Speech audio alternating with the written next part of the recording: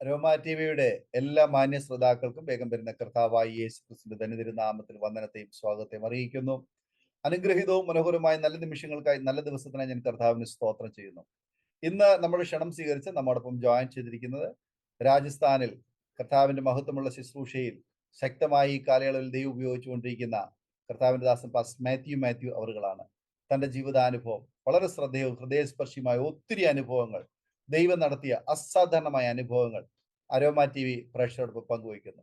ഒരു കത്തോലിക്ക പുരോഹിതനായി സേവനമനുഷ്ഠിക്കാൻ വേണ്ടി ആഗ്രഹിച്ചു പോയതായ വ്യക്തി തന്റെ ജീവിതത്തിലെ കർത്താവായ യേശു ക്രിസ്തുവിനെ കുറിച്ചുള്ള വ്യക്തമായ ബോധ്യം ലഭിച്ചപ്പോൾ താൻ അവിടെ നിന്ന് ദൈവവചനം പഠിക്കുവാൻ കടന്നു പോവുകയും കർത്താവിന്റെ ഒരു ശുശ്രൂഷകനായി ഒരു മിഷണറിയായി തീരണമെന്നുള്ള ആഗ്രഹത്തോടുകൂടി രാജസ്ഥാനിൽ കടന്നു വരികയും ചെയ്യുവാൻ ദൈവം കൃപ ചെയ്തു. വന്ന നാൾ മുതൽ ഇന്ന് വരെ ദൈവം നടത്തിയ അസാധാരണമായ അനുഭവങ്ങൾ അരോമ ടി വി പ്രേക്ഷകരോടൊപ്പം പങ്കുവയ്ക്കുന്നു. ശ്രദ്ധയോടെ പ്രാർത്ഥനയോടെ സ്കിപ്പ് ചെയ്യാതെ അവസാനം വരെ ഈ വീഡിയോ കാണുകയും കേൾക്കുകയും ചെയ്യാം. പ്രേക്ഷകർക്ക് ഒരു വേറിട്ട അനുഭവമായിരിക്കും. അതുപോലെ തന്നെ ഈ സാക്ഷ്യം നിങ്ങൾ കേട്ട ശേഷം നിങ്ങളുടെ പ്രിയപ്പെട്ടവർക്ക്, സുഹൃത്തുക്കൾക്ക് നിങ്ങൾ ഷെയർ ചെയ്ത് കൊടുക്കുവാൻ മറക്കരുത്. സ്കിപ്പ് ചെയ്യാതെ അവസാനം വരെ ഈ വീഡിയോ കാണുകയും കേൾക്കുകയും ചെയ്യുക. അതുപോലെ ഈ പ്രവർത്തനത്തെ ഓർത്ത് നിങ്ങൾ പ്രാർത്ഥിക്കാൻ പ്രത്യേകം ഓർപ്പിക്കുന്നു. നിങ്ങളുടെ വിലയേറിയ അഭിപ്രായങ്ങളും നിർദ്ദേശങ്ങളും കമന്റ് ബോക്സിൽ രേഖപ്പെടുത്താവുന്നതാണ്. ഒരു പ്രാർത്ഥനാ വിഷയമുണ്ട് ഞങ്ങളുമായി പങ്കുവയ്ക്കാൻ നിങ്ങൾ ആഗ്രഹിക്കുന്നുവെങ്കിൽ സ്ക്രീനിൽ കാണുന്ന വാട്സപ്പ് നമ്പറിൽ ഞങ്ങളെ അറിയിച്ചാൽ തീർച്ചയായിട്ടും ഞങ്ങൾ നിങ്ങൾക്ക് വേണ്ടി പ്രാർത്ഥിക്കുന്നു. സാക്ഷ്യം പറഞ്ഞ പ്രിയപ്പെട്ടവരോടൊപ്പം എല്ലാ തിങ്കളാഴ്ചയും രാത്രി 8:30 മണി മുതൽ ഓൺലൈനിലൂടെ നടക്കുന്ന പ്രാർത്ഥനാ കൂട്ടായ്മയിൽ നിങ്ങൾക്ക് പങ്കെടുക്കാവുന്നതാണ്. ഈ ചാനൽ ആദ്യമായിട്ടാണ് നിങ്ങൾ കാണുന്നതെങ്കിൽ താഴെ കാണുന്ന ബെൽ ബട്ടൺ അമർത്തി സബ്സ്ക്രൈബ് ചെയ്ത് ഞങ്ങളെ സപ്പോർട്ട് ചെയ്യാൻ പ്രത്യേകം ഓർപ്പിക്കുന്നു. കർത്താവ് നമ്മെ എല്ലാവരെയും സഹായിക്കട്ടെ. കർത്താവിന്റെ വിലപ്പെട്ട ദാസൻ പാസ്റ്റർ മാത്യു അവരുകളെ തികഞ്ഞ സ്നേഹത്തോടും ആദരവോടും കൂടി അരോമ ടി വി പ്രേക്ഷകരോടൊപ്പം സമയം ചിലവഴിക്കുന്നതിനായിട്ട് ക്ഷണിച്ചോളും. ദൈവനാമത്തിന് മഹത്വം ഉണ്ടാകട്ടെ. ഇന്നത്തെ ദിവസത്തിനായി ഞാൻ കർത്താവിന് സ്തോത്രം കരയറ്റുന്നു.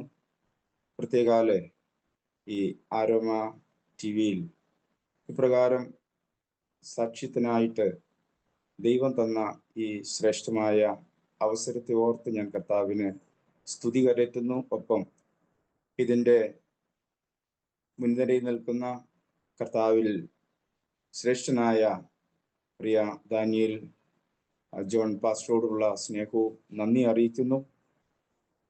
അനേകരെ തങ്ങളുടെ ജീവിതത്തിൽ ദൈവം ചെയ്ത വലിയ പ്രവൃത്തികൾ ലോകമെമ്പാടുമുള്ള വിശുദ്ധന്മാർക്ക് അത് പ്രോത്സാഹനമായി തീരുവാൻ, അവരുടെ ജീവിതത്തിലെ ആത്മീയ വർധനവിന് അത് കാരണമായി തീരുവാൻ ഇത്തരത്തിലുള്ള സാക്ഷ്യങ്ങൾ അനേകരിലേക്ക് എത്തിക്കുവാൻ കർത്താവിൽ പ്രിയദാസൻ ചെയ്യുന്ന വലിയ ശുശ്രൂഷയോർത്ത് കർത്താവിന് സ്തോത്രം ചെയ്യുന്നു. അതുപോലെ അരോമ ടി വിയുടെ എല്ലാ പ്രേക്ഷിതർക്കും വേഗം വരുന്നവനായ കർത്താവായ യേശു ക്രിസ്തുവിന്റെ നിസ്തുല്യ നാമത്തിലുള്ള സ്നേഹ വന്ദനത്തെ അറിയിക്കുന്നു.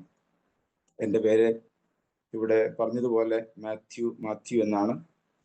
ഞാൻ കഴിഞ്ഞ 17 വർഷമായി രാജസ്ഥാനിൽ ഡിയോലി എന്ന സ്ഥലത്ത് കർത്താവിൻ്റെ വേലയിലായിരിക്കുന്നു. ഒരു മിഷണറി എന്ന് പറയുവാനാണ് ഞാൻ കൂടുതലും ആഗ്രഹിക്കുന്നത്. ചർച്ച് മിനിസ്ട്രി ഉണ്ട്, ഇവിടെ വന്ന് ആരംഭിച്ചതാണ്. എങ്കിലും എൻ്റെ ഭാര്യ ഷീന, 2 കുഞ്ഞുങ്ങൾ മോസസ് ആൻഡ് ബോവസ്. മൂത്ത മകൻ 7ാം ക്ലാസ്സിൽ പഠിക്കുന്നു. ഇളയ മകൻ 3.5 വയസ്സ് 4 വയസ്സിലേക്ക് എത്തുന്നു. എൻ്റെ സ്വദേശം പാലക്കാട് ജില്ലയാണ്.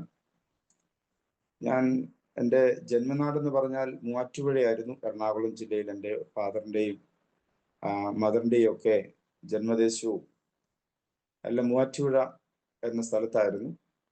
എന്നാൽ എൻ്റെയൊക്കെ ചെറുപ്പ കാലഘട്ടത്തിൽ മൂവാറ്റുപുഴയിൽ നിന്ന് പാലക്കാട് ജില്ലയിലേക്ക് കുടിയേറിയ ഒരു കുടുംബത്തിലെ അംഗമാണ്. ആ കാലഘട്ടത്തിലൊക്കെ ഹൈറേഞ്ച് മലബാർ ഏരിയകളിലേക്ക് കുടിയേറ്റം നടക്കുന്ന ഒരു കാലഘട്ടം.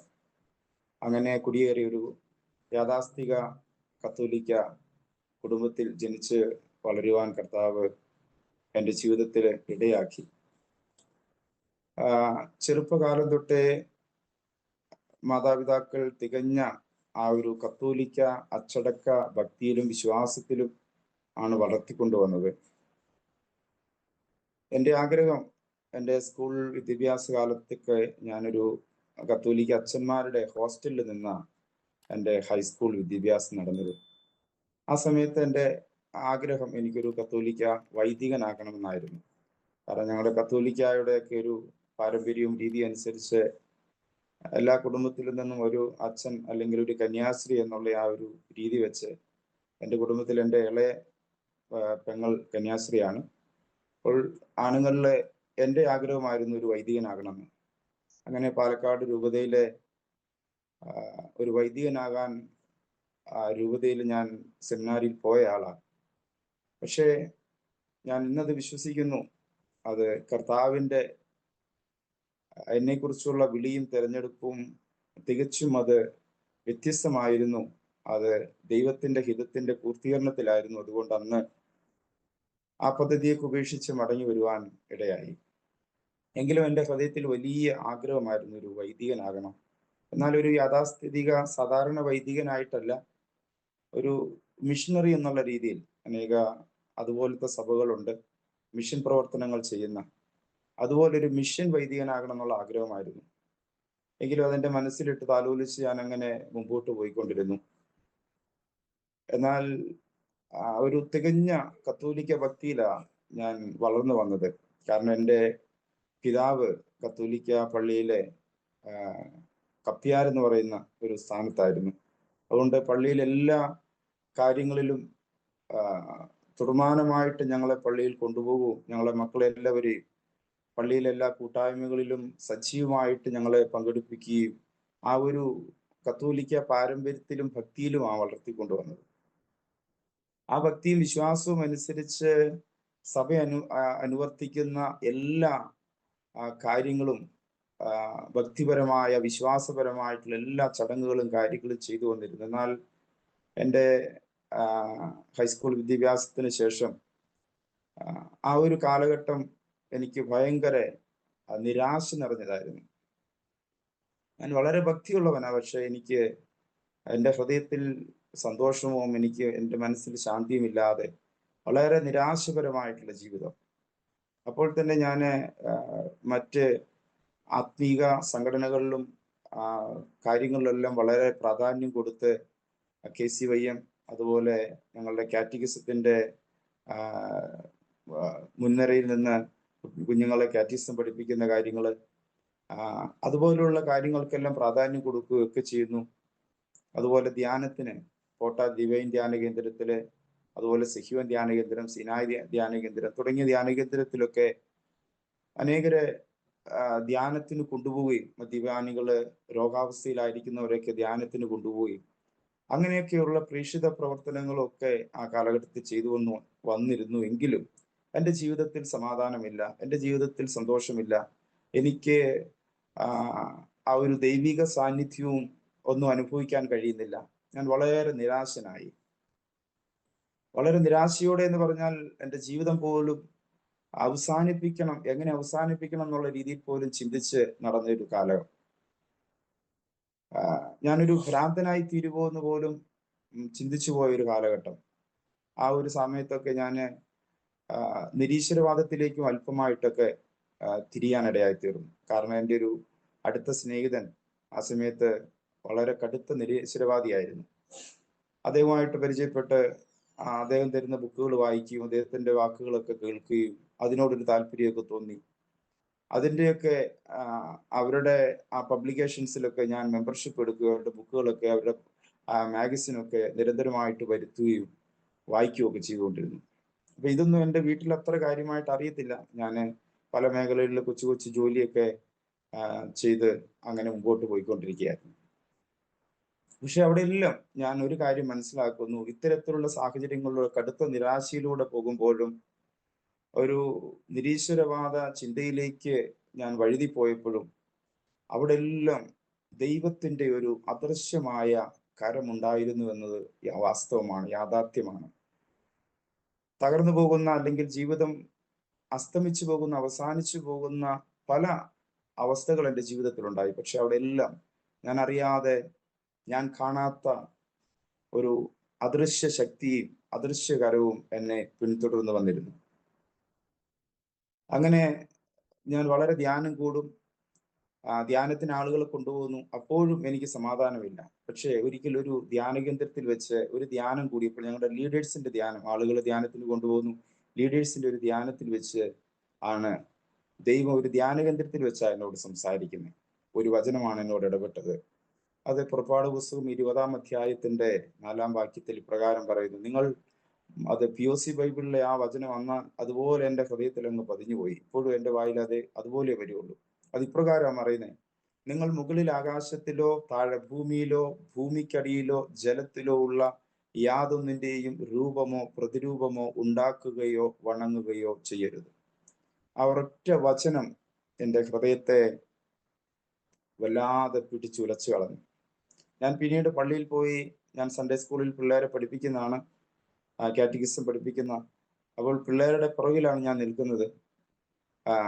ഞാൻ അപ്പോൾ പള്ളിയിൽ നിൽക്കുമ്പോൾ പള്ളിയുടെ അൾത്താരയോട് ചേർന്ന് മറിയത്തിന്റെ രൂപം അലങ്കരിച്ചു വെച്ചിട്ടുണ്ട്, സെബസ്ത്യാനോസിന്റെ രൂപം അലങ്കരിച്ചു വെച്ചിട്ടുണ്ട്.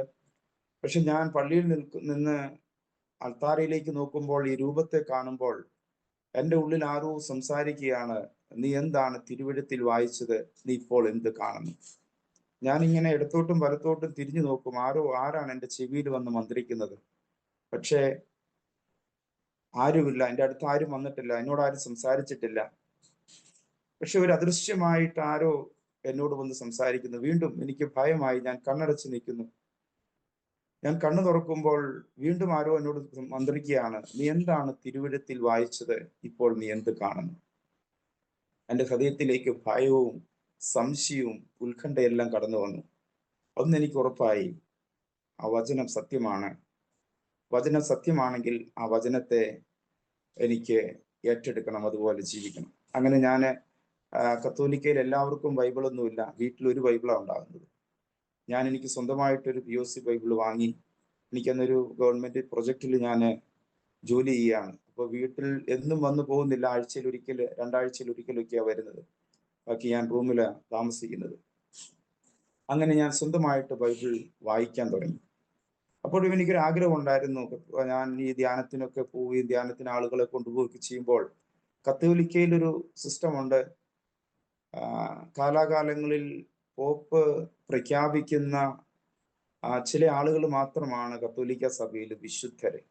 എൻ്റെ ഒരു ചിന്തയാണ്, അന്നത്തെ ഒരു ബാലിശമായ ചിന്ത എന്ന് പറയാം. പക്ഷേ എൻ്റെ ഹൃദയത്തിലൊരു ആഗ്രഹമാണ്, എനിക്കൊരു വിശുദ്ധനാകണം. എനിക്ക് ചില വിശുദ്ധന്മാരുടെ പുസ്തകങ്ങൾ, വിശുദ്ധന്മാരുടെ ചരിത്രങ്ങളൊക്കെ കേൾക്കുകയും പഠിക്കുകയും വായിക്കുകയും ഒക്കെ ചെയ്തപ്പോൾ എൻ്റെ ആഗ്രഹം, എനിക്കൊരു വിശുദ്ധനാകണം, കത്തോലിക്ക സഭയിൽ എനിക്കൊരു വിശുദ്ധനാകണം. ഞാൻ കടുത്തൊരു കത്തോലിക്ക വിശ്വാസിയായിരുന്നു. അതിനപ്പുറത്തേക്ക് മറിച്ച് ചിന്തിക്കാനായിട്ട് കഴിയത്തുമില്ലായിരുന്നു. കാരണം ഞങ്ങളുടെ സഭകളിലൊക്കെ പഠിപ്പിക്കുന്നത് പാസ്റ്റർമാർ കൊണ്ട് തരുന്ന ലഘുലേഖകൾ വായിക്കരുത്, അവർ സംസാരിക്കുമ്പോൾ അവർക്ക് നിന്നു കൊടുക്കരുത് എന്നൊക്കെ ഞങ്ങളെ പറഞ്ഞ് പഠിപ്പിച്ചു വെച്ചിരിക്കുന്നു. അതുകൊണ്ട് അങ്ങനെയുള്ളവരെ ഉൾക്കൊള്ളാനോ അവരിൽ നിന്ന് കേൾക്കാനോ അവർ തരുന്നത് വായിക്കാനുള്ള ആ ഒരു സഹിഷ്ണുതയും ആ ഒരു മനസ്സൊന്നും ഒന്നും ഉണ്ടായിരുന്നില്ല.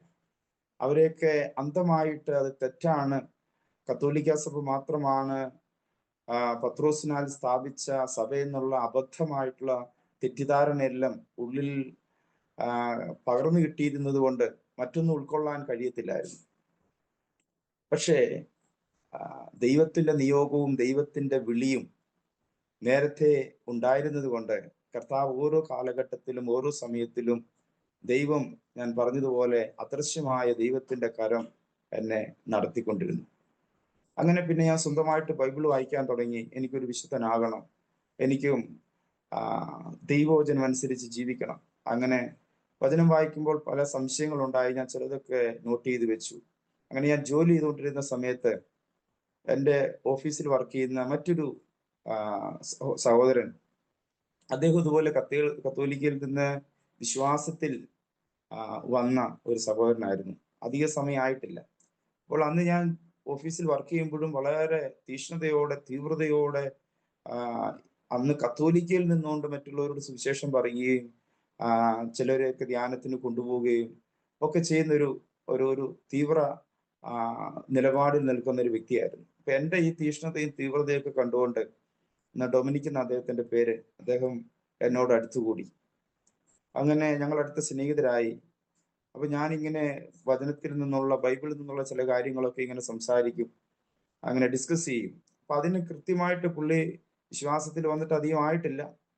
അതുകൊണ്ട് കൃത്യമായിട്ട് തിരുവചനത്തിൽ നിന്ന് അത് ക്ലിയർ ചെയ്ത് തരുവാനും ഒന്നും ഉള്ള ആ ഒരു ഓ, ആത്മിക പ്രാപ്തിയിലേക്ക് വന്നിരുന്നില്ല.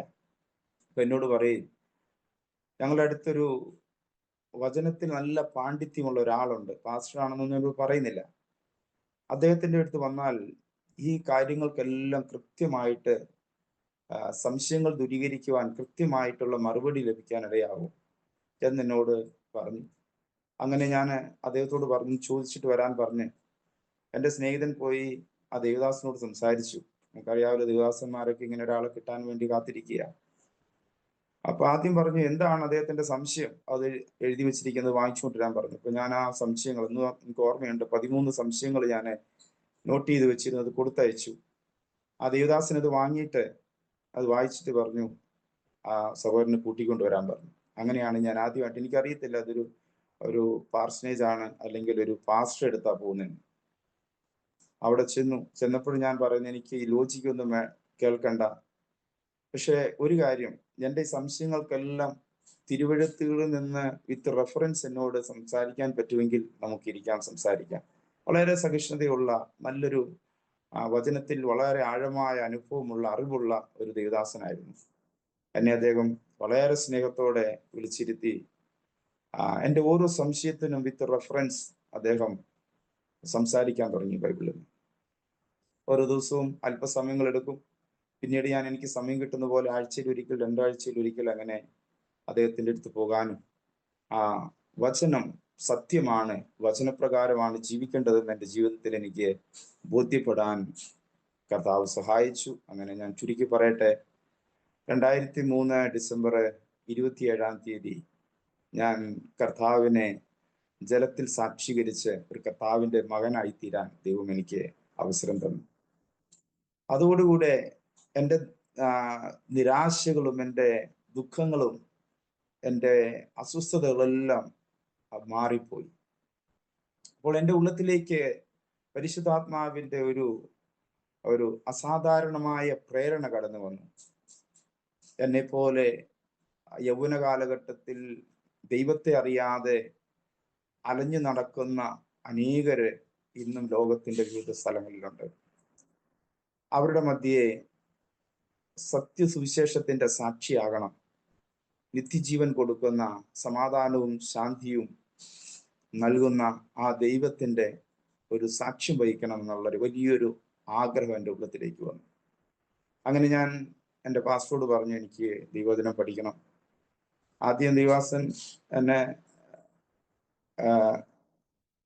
അത്ര പ്രോത്സാഹനം തന്നില്ല. എന്നോട് പറഞ്ഞു 1 വർഷം കൊണ്ട് കഴിയട്ടെ, വിശ്വാസി വന്നുള്ളൂ, വന്നൊരു 2-2.5 മാസം ആവുന്നുള്ളൂ, 1 വർഷം കൊണ്ട് കഴിയട്ടെ, അപ്പോഴേക്കും ജോലിയൊക്കെ ചെയ്ത് അല്പം കൂടെ പൈസയൊക്കെ സമ്പാദിച്ച് പിന്നീട് പോകാം. പക്ഷെ എൻ്റെ ഉള്ളിൽ ദൈവത്തിന്റെ ആത്മാവിന്റെ ആ ശക്തമായ പ്രേരണയാൽ ഞാൻ പറഞ്ഞു ഇല്ല, എനിക്ക് എത്രയും വേഗം പോകണം.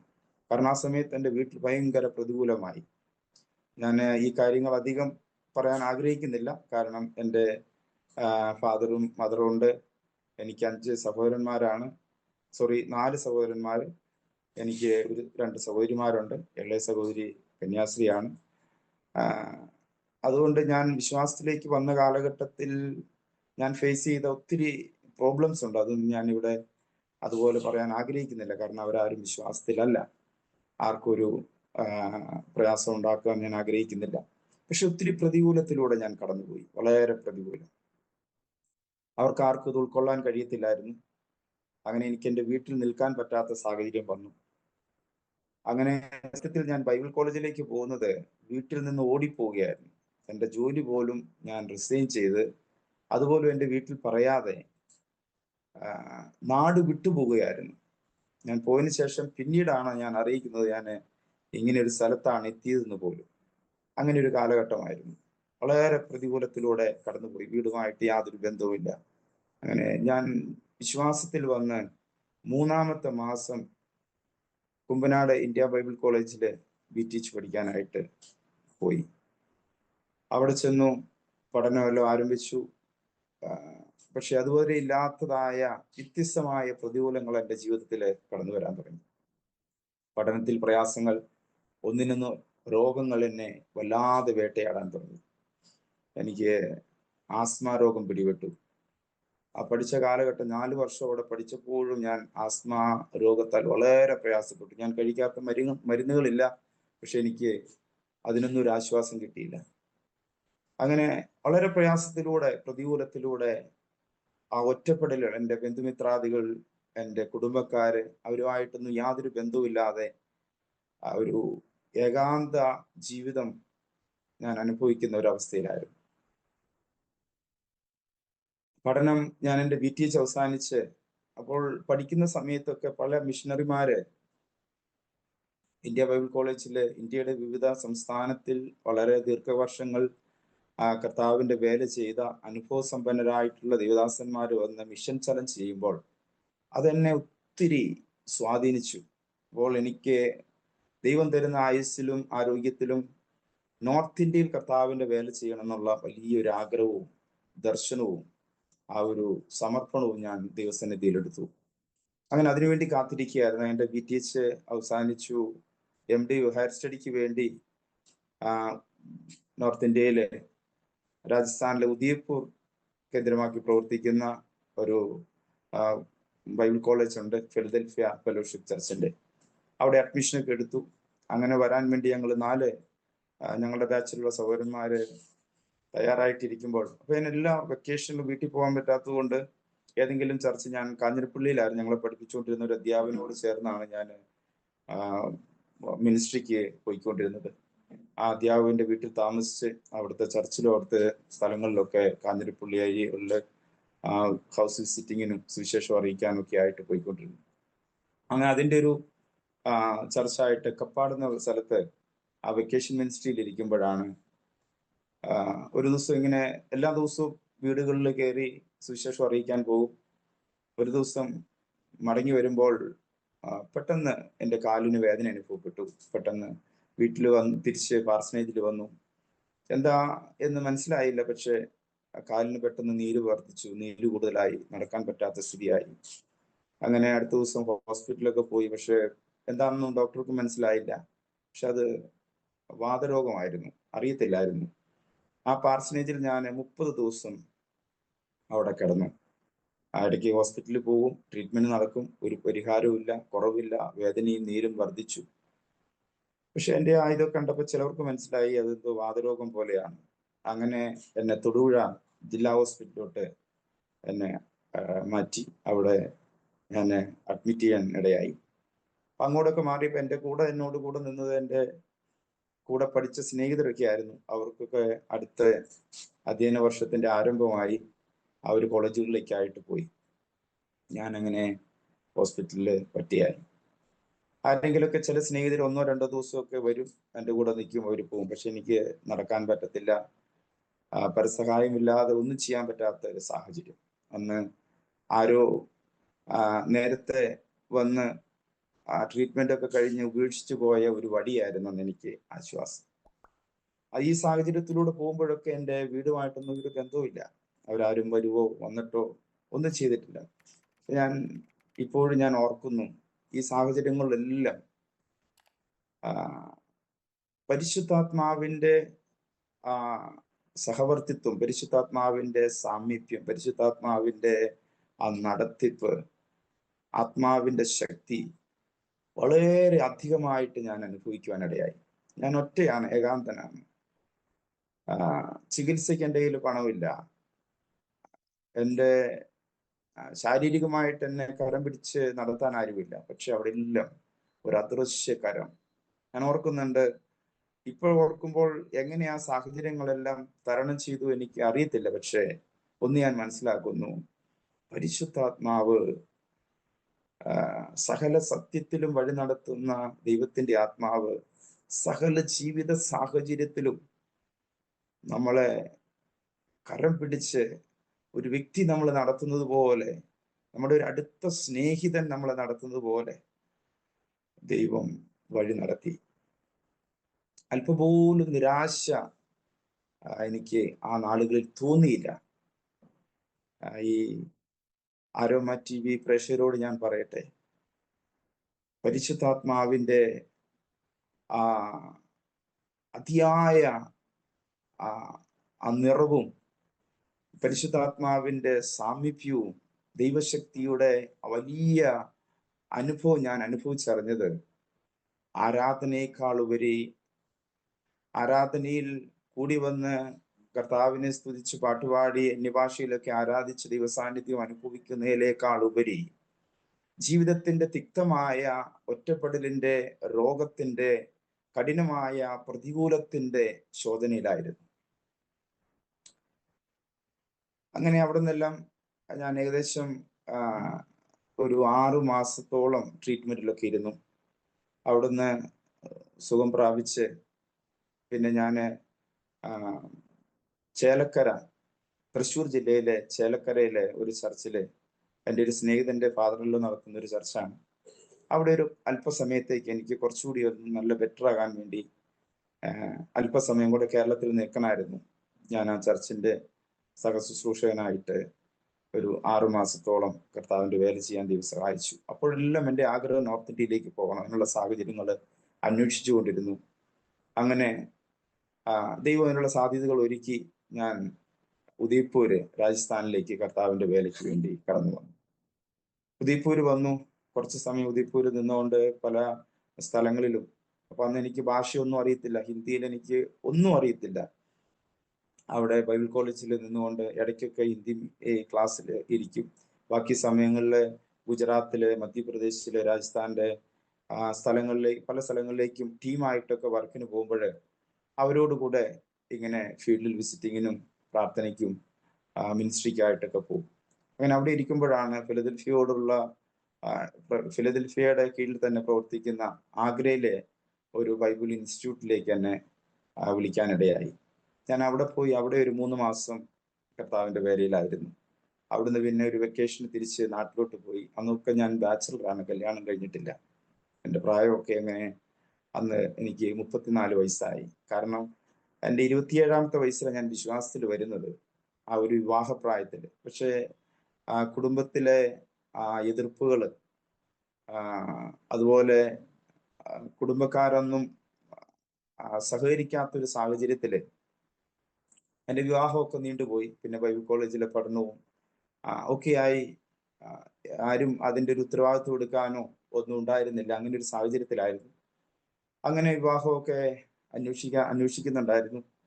അങ്ങനെ തിരിച്ചു വന്ന് 2010 വിവാഹം നടക്കുവാനിടയായി തീർന്നു.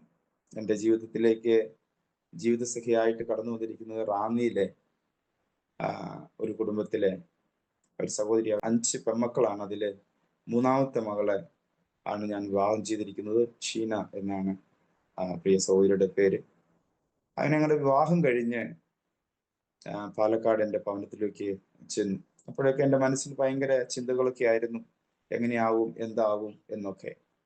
എന്നാല് ദൈവം അവിടെ എല്ലാം കൃപ ചെയ്തു. വിവാഹത്തോടു കൂടി ഞാൻ വിശ്വാസത്തിൽ വന്ന 7 വർഷം ഞാൻ ഒറ്റയ്ക്കുള്ള ജീവിതമായിരുന്നു.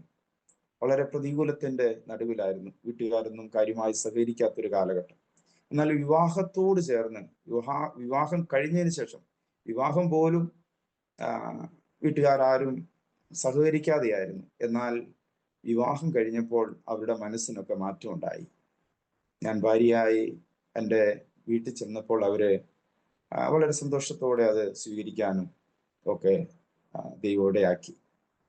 പക്ഷേ വിവാഹത്തിന് ശേഷം 5ാമത്തെ ദിവസം വീണ്ടും എന്നെ 2 വർഷം മുമ്പ് പിടികൂടിയ വാതരോഗം വീണ്ടും എന്നെ പിടികൂടി. 5ാമത്തെ ദിവസം ഞാൻ വീണ്ടും ഹോസ്പിറ്റലിൽ അഡ്മിറ്റായി. മണ്ണാർക്കാട് മണ്ണടി എന്ന് പറയുന്ന സ്ഥലത്ത് ഒരു ആയുർവേദ ഹോസ്പിറ്റലിൽ 54 ദിവസം ഞാൻ വീണ്ടും അഡ്മിറ്റായി. വളരെ പ്രയാസത്തിലൂടെ കടന്നുപോയി. കർത്താവ് അവിടെ എല്ലാം കൂടെയിരുന്നു. അവിടുന്നെല്ലാം ദൈവം വിടുതൽ തന്നു, സൗഖ്യം തന്നു. അവിടുന്നൊക്കെ ഏകദേശമൊക്കെ അല്പം ആശ്വാസമായി ഭവനത്തിൽ വന്ന് വിശ്രമിച്ചുകൊണ്ടിരിക്കുമ്പോൾ, വിശ്രമിക്കുക എന്ന് പറഞ്ഞ ട്രീറ്റ്മെന്റിൽ ഇരിക്കുമ്പോൾ വീണ്ടും എനിക്ക് എൻ്റെ ബ്ലഡിന്റെ പ്ലേറ്റ്ലെറ്റ് കൗണ്ട് വളരെ ഡൗൺ ആയി എന്ന് അറിയത്തില്ലായിരുന്നു. എൻ്റെ ബ്ലീഡിങ് വായിലൂടെ, അതുപോലെ എൻ്റെ ശരീരത്തിന്റെ ഓരോ രോമകൂമത്തിലൂടെ ബ്ലഡ് വരാൻ തുടങ്ങി.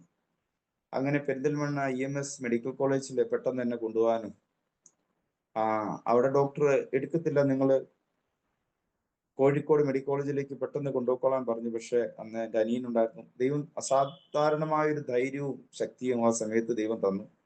അങ്ങനെ പറഞ്ഞു, ഡോക്ടർ ഞങ്ങൾക്ക് കംപ്ലൈന്റ് ഇല്ല, എഴുതി തരാന്ന് പറഞ്ഞു. അങ്ങനെ എഴുതി കൊടുത്തു, ഒരു കംപ്ലൈന്റും ഉണ്ടാകത്തില്ല എന്ത് സംഭവിച്ചാലും എന്ന് പറഞ്ഞ് എഴുതി കൊടുത്താണ് അവിടെ ട്രീറ്റ്മെന്റ് ആരംഭിക്കുന്നത്. എൻ്റെ ശ്രോതാക്കൾക്ക് ഒരുപക്ഷെ വിശ്വസിക്കാൻ ബുദ്ധിമുട്ടായിരിക്കും. ഇപ്പോഴും ഞാൻ ആ കേസ് ഷീറ്റും റിപ്പോർട്ടും സൂക്ഷിച്ചു വെച്ചിട്ടുണ്ട്. എൻ്റെ ബ്ലഡ് കൗണ്ട് ഓൺലി 6000 ആയിരുന്നു. Blood count means platelet count. ഒരാളുടെ minimum platelet count 1.5 lakh to 2 ലക്ഷമാണ്. 1.5 ലക്ഷം ഏറ്റവും മിനിമം വേണ്ട സ്ഥലത്ത് എനിക്ക് വെറും 6000 പ്ലേറ്റ്ലെറ്റ് കൗണ്ട് ഡൗൺ ആയിപ്പോയി. പക്ഷെ ഓരോ ദിവസവും 5 പാക്കറ്റ് പ്ലേറ്റ്ലെറ്റ് വീതം എൻ്റെ ശരീരത്തിലോട്ട് കയറ്റിക്കൊണ്ടിരുന്നു. 48 മണിക്കൂറാണ് ഡോക്ടർ പറഞ്ഞത്. പക്ഷെ അവിടെയും ദൈവത്തിന്റെ അത്ഭുതകരമായ കരം എന്നോട് കൂടിയിരുന്നു.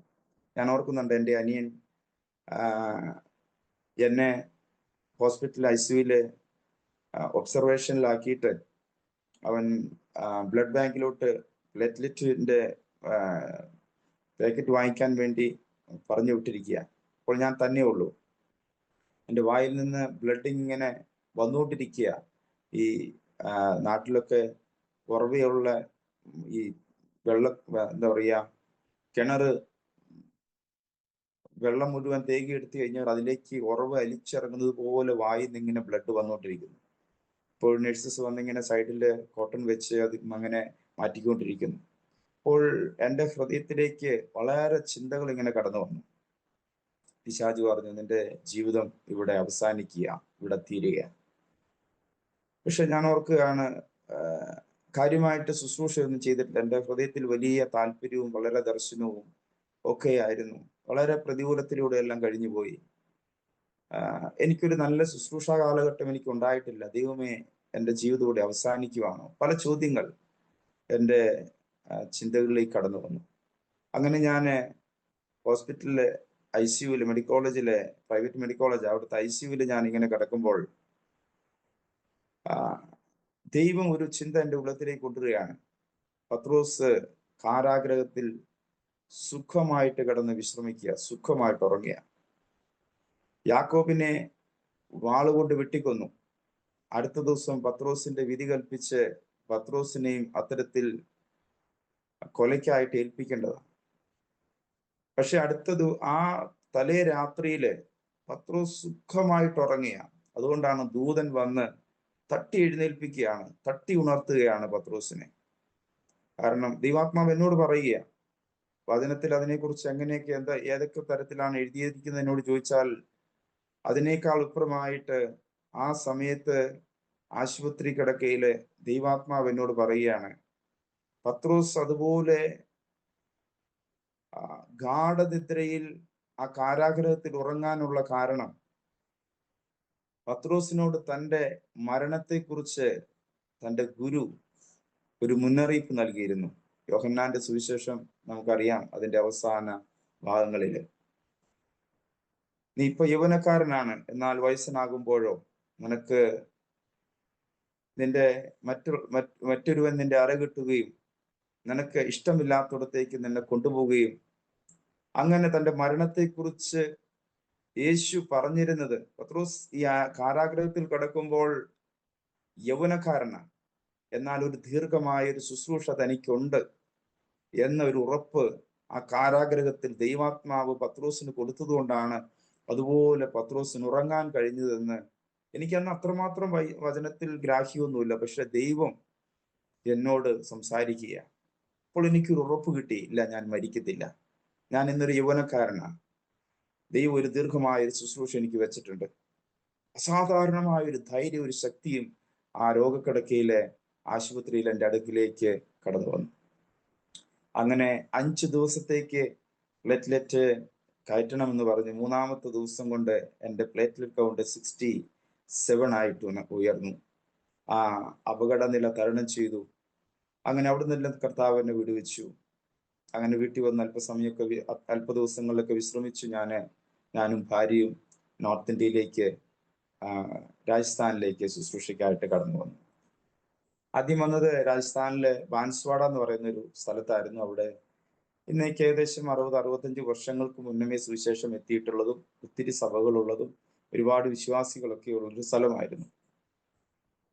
അവിടെ വന്ന് ഒരു ഗ്രാമത്തില്, ഞങ്ങൾ ഓർക്കുന്നുണ്ട്, രാജസ്ഥാനിൽ വന്നിട്ട് ബാൻസ്വാഡയിൽ ഇറങ്ങിയിട്ട് ഗ്രാമത്തിലോട്ട് പോകുന്നത് ഒരു ചെറിയ മിനി ബസ്സിലാണ്. റോഡുകളൊക്കെ കുണ്ടും കുഴി, ഇന്നത്തെ സ്ഥിതികളൊക്കെ മാറി. ഞാൻ കഴിഞ്ഞ ആഴ്ചയും ഈ സ്ഥലത്ത് പോയി പ്രാർത്ഥിച്ചു വന്നതാണ്.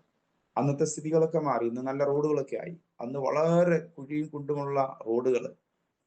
ഒരു കൊച്ചു മിനി ബസ്സില് ഞാൻ ബസ്സിന്റെ മുകളിലിരുന്ന, ജീവിതത്തിൽ ആദ്യമായിട്ട് അതുപോലെ യാത്ര ചെയ്യുന്നത്, ബസ്സിന്റെ മുകളിൽ കയറിയിരുന്നു. കാരണം അകത്ത് കയറാൻ സ്ഥലമില്ല.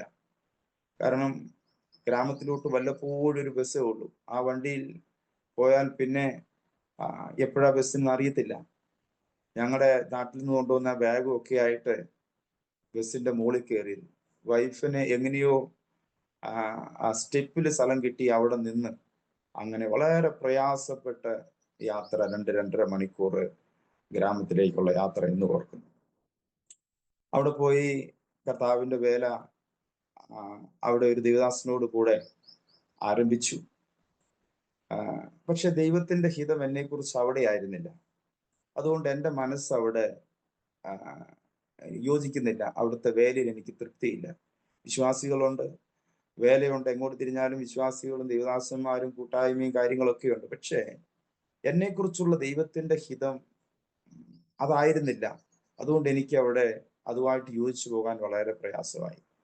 പക്ഷെ അവിടെയെല്ലാം വളരെ ബുദ്ധിമുട്ടിലൂടെയും പ്രയാസത്തിലൂടെയും ഒക്കെ കടന്നുപോയ സാഹചര്യങ്ങൾ. പക്ഷെ അവിടുന്ന് മാറി അങ്ങനെ ഫിലദൽഫിയയിൽ ഒരു സീനിയർ പാസ്റ്റർ എനിക്ക് നേരത്തെ പരിചയമുണ്ടായിരുന്നു. അദ്ദേഹത്തോട് ഞാൻ പറഞ്ഞു, എനിക്ക് ഒരു പ്രവർത്തനങ്ങളും ഇല്ലാത്ത, ഒരു ദേവദാസന്മാരോ ദൈവസഭയോ വിശ്വാസികളോ ഒന്നുമില്ലാത്ത, തികച്ചും ഡ്രൈ ആയിട്ടുള്ള ഒരു സ്ഥലം എനിക്ക് പോയി പ്രവർത്തിക്കണം.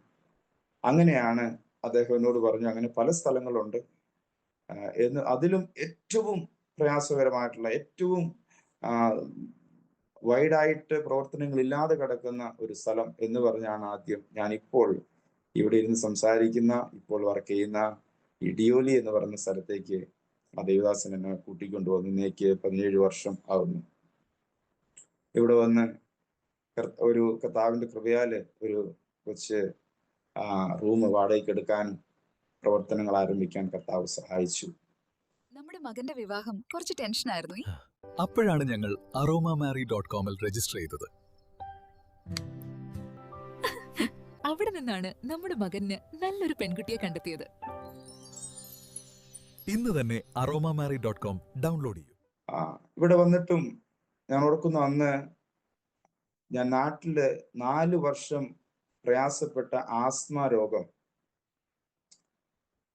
ഞാൻ രാജസ്ഥാനിലേക്ക് കർത്താവിന്റെ വേലയ്ക്ക് വരുമ്പോൾ എനിക്ക് പരിചയമുള്ള എൻ്റെ ആത്മീയ സ്നേഹിതര് എന്നെ വിശ്വാസത്തിലേക്ക് വചനം പറഞ്ഞു വന്ന് നടത്തുകയും ബൈബിൾ കോളേജിലൊക്കെ അയക്കുകയൊക്കെ ചെയ്ത എൻ്റെ ആത്മീക പിതാവായ MJ മത്തായി പാസ്റ്റർ, ഇവരൊക്കെ എന്നെ വാസ്തവത്തിൽ നിരുത്സാഹപ്പെടുത്തി. മറ്റൊന്നുമല്ല, എൻ്റെ ശാരീരിക അവസ്ഥ വെച്ച്. ഇതിൻ്റെ ഇടയ്ക്ക് ഒരു കാര്യം കൂടെ പറയട്ടെ. ഞാൻ പഠിച്ചുകൊണ്ടിരുന്നപ്പോൾ എനിക്കൊരു ഹാർട്ട് അറ്റാക്കും ഉണ്ടായി. അതിനെല്ലാം ദൈവം വിടുവിച്ചു. അനുഭവങ്ങൾ ഒരുപാട് പറയാനുണ്ട്, പക്ഷെ എങ്കിലും ഞാൻ ചിലത് വെട്ടിക്കുറച്ച് മുമ്പോട്ട് പോവുകയാണ്.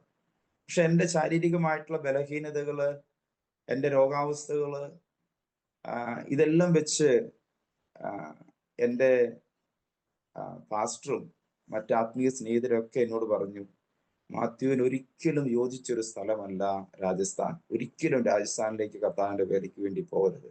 ഈവൻ മറ്റൊരു സ്ഥലം തിരഞ്ഞെടുത്താലും, കാരണം ഏറ്റവും എക്സ്ട്രീം ആയിട്ടുള്ള ക്ലൈമറ്റ്, പാരിസ്ഥിതിക പ്രശ്നങ്ങളൊക്കെ ഉള്ളൊരു സ്ഥലമാണ്.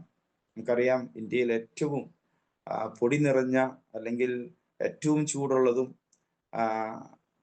ഏറ്റവും ബുദ്ധിമുട്ടുള്ള, ഇവിടുത്തെ വെള്ളം, എല്ലാ കാര്യങ്ങളും വളരെ പ്രശ്നങ്ങളുള്ള സ്ഥലമാണ് രാജസ്ഥാൻ എന്നുള്ള സ്ഥലം. പക്ഷെ എൻ്റെ ഹൃദയം, എൻ്റെ ഉള്ളിൽ ദൈവാത്മാവ് തരുന്ന പ്രേരണ രാജസ്ഥാനിലേക്ക് വരണം, രാജസ്ഥാനിലേക്ക് പോകണം. ഞാൻ പറയട്ടെ, ഈ രാജസ്ഥാനിൽ വന്നിട്ട് നിങ്ങൾക്കെല്ലാം അറിയാവുന്നതാണ് രാജസ്ഥാനിലെ പൊടിയുടെ അവസ്ഥ. പുറത്തൊക്കെ ഇറങ്ങി കഴിഞ്ഞാൽ തിരിച്ചു വന്നു കഴിഞ്ഞാൽ തലയുടെയൊക്കെ കളർ മാറിയിരിക്കും പൊടിയായിട്ട്. ഈവൻ നമ്മുടെ റൂമിന്റെ അകത്ത് പോലും ബൈബിളൊക്കെ വായിച്ചിട്ട് വൈകുന്നേരം എടുക്കണമെങ്കിൽ വീണ്ടും തുടയ്ക്കണം, അതുപോലെ പൊടി. എത്ര റൂമൊക്കെ അടച്ചിട്ടാലും അതുപോലെ പൊടിയുള്ളൊരു സ്ഥലമാണ്. ഞാൻ ഈ രാജസ്ഥാനിൽ വന്നിട്ട് ഇന്ന് 17 വർഷമായി.